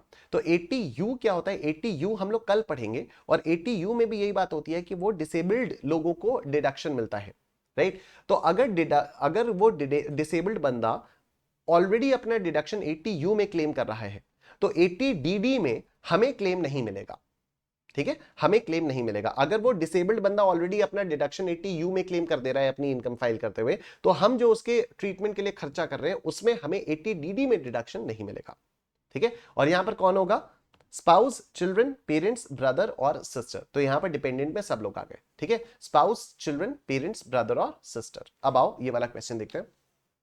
Mr. X, a resident individual. Mr. X is a resident individual. He deposits a sum of 50,000 rupees with Life Insurance Corporation every year for maintenance of his disabled grandfather. बताओ, grandfather आया था क्या यहाँ पर dependent में? Spouse, children, parents, brother और sister. Grandfather नहीं है, ठीक है? Who is wholly dependent on him. कुछ नहीं कर सकते। The disability is one which comes under the Persons with Disabilities Act 1995. A copy of certificate from medical authority is submitted. Compute the amount of deduction available under section 80DD for assessment year 23-24. What will be the deduction if Mr. X had made this deposit for his dependent father? हाँ, अगर देखो grandfather के लिए तो कोई deduction नहीं मिलेगा क्योंकि ग्रैंडफादर वो उसके डिपेंडेंट की डेफिनेशन में आते ही नहीं है। लेकिन फादर के लिए अगर करता तो डिडक्शन मिलता है। डिडक्शन कितने का मिलता है? 50,000 का? नो, डिडक्शन फ्लैट 75,000 रुपीज का मिलता। इस सेक्शन की यही खास बात है, आप 75 से ऊपर करो, आप 75 से नीचे करो, आपको फ्लैट डिडक्शन मिलता है। अभी तक जितना भी हमने पढ़ा उसमें था कि आपको डिडक्शन मिलेगा अप टू दिस लिमिट, तो आप जितना खर्च कर रहे हो आपको उतना ही मिलेगा, लेकिन वो रेस्ट्रिक्ट हो जाएगा अगर आपने लिमिट से ऊपर का इन्वेस्टमेंट किया तो। लेकिन ये जो 80DD है इसमें आपको फ्लैट डिडक्शन मिलता है। ठीक है, मतलब अगर सिवियर डिसेबिलिटी है तो 125 और अगर नॉर्मल डिसेबिलिटी है तो 75। ठीक है, तो since the amount deposited by Mr. X was for his grandfather, he will not be allowed any deduction under section 80DD. The deduction is available if individual assessee incurs any expense for a dependent disabled person. Grandfather does not come within the meaning of dependent as defined under section 80DD. Since the expense was incurred for a dependent disabled person, Mr. X will be entitled to claim a reduction of 75,000 rupees under section 80DD, irrespective of the amount deposited. In case his father had a severe disability, deduction would be 1,25,000 rupees.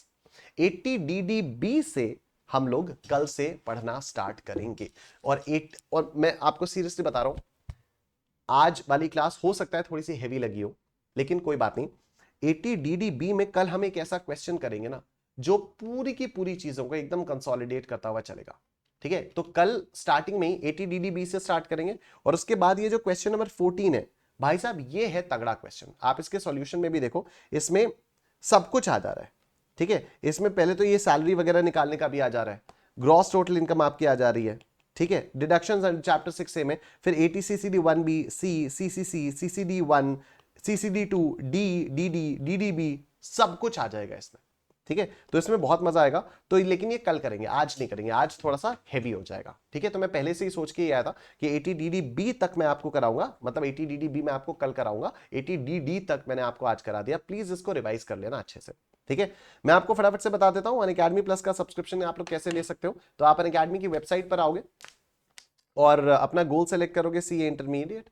CA intermediate गोल अपना select करने के बाद आप यहां पर देखो, पहले तो एक स्टोर वाला ऑप्शन है, ठीक है, जहां पर आप मेरे इंडिविजुअल कोर्सेज को परचेज कर सकते हो, राइट। तो यहां पर आप देखोगे स्क्रॉल करके तो आपको यहां पर मेरे इंडिविजुअल कोर्सेज दिख जाएंगे, राइट। तो ये डायरेक्ट टैक्स नवंबर 23 के लिए आपको दिख रहा है, ये इनडायरेक्ट टैक्स नवंबर 23 के लिए आपको दिख रहा है, और यहां पर ये आपका DT IDT का कॉम्बो भी आपको नवंबर 23 के लिए दिख रहा है, आप इसको भी परचेज कर सकते हो। बाकी अगर आप फुल फ्लेजेड सब्सक्रिप्शन प्लान लेना चाहते हो तो आप यहां पर आकर प्लस आइकॉनिक सेंटर, 3 ऑप्शन है आपके पास, यहां पर आकर कर सकते हो और आपको फ्लैट 20% का डिस्काउंट मिल जाएगा अगर आप मेरा कोड यूज करोगे NISH10। ये ऑफर लिमिटेड पीरियड के लिए अवेलेबल है, जैसा कि आप लोग देख सकते हो।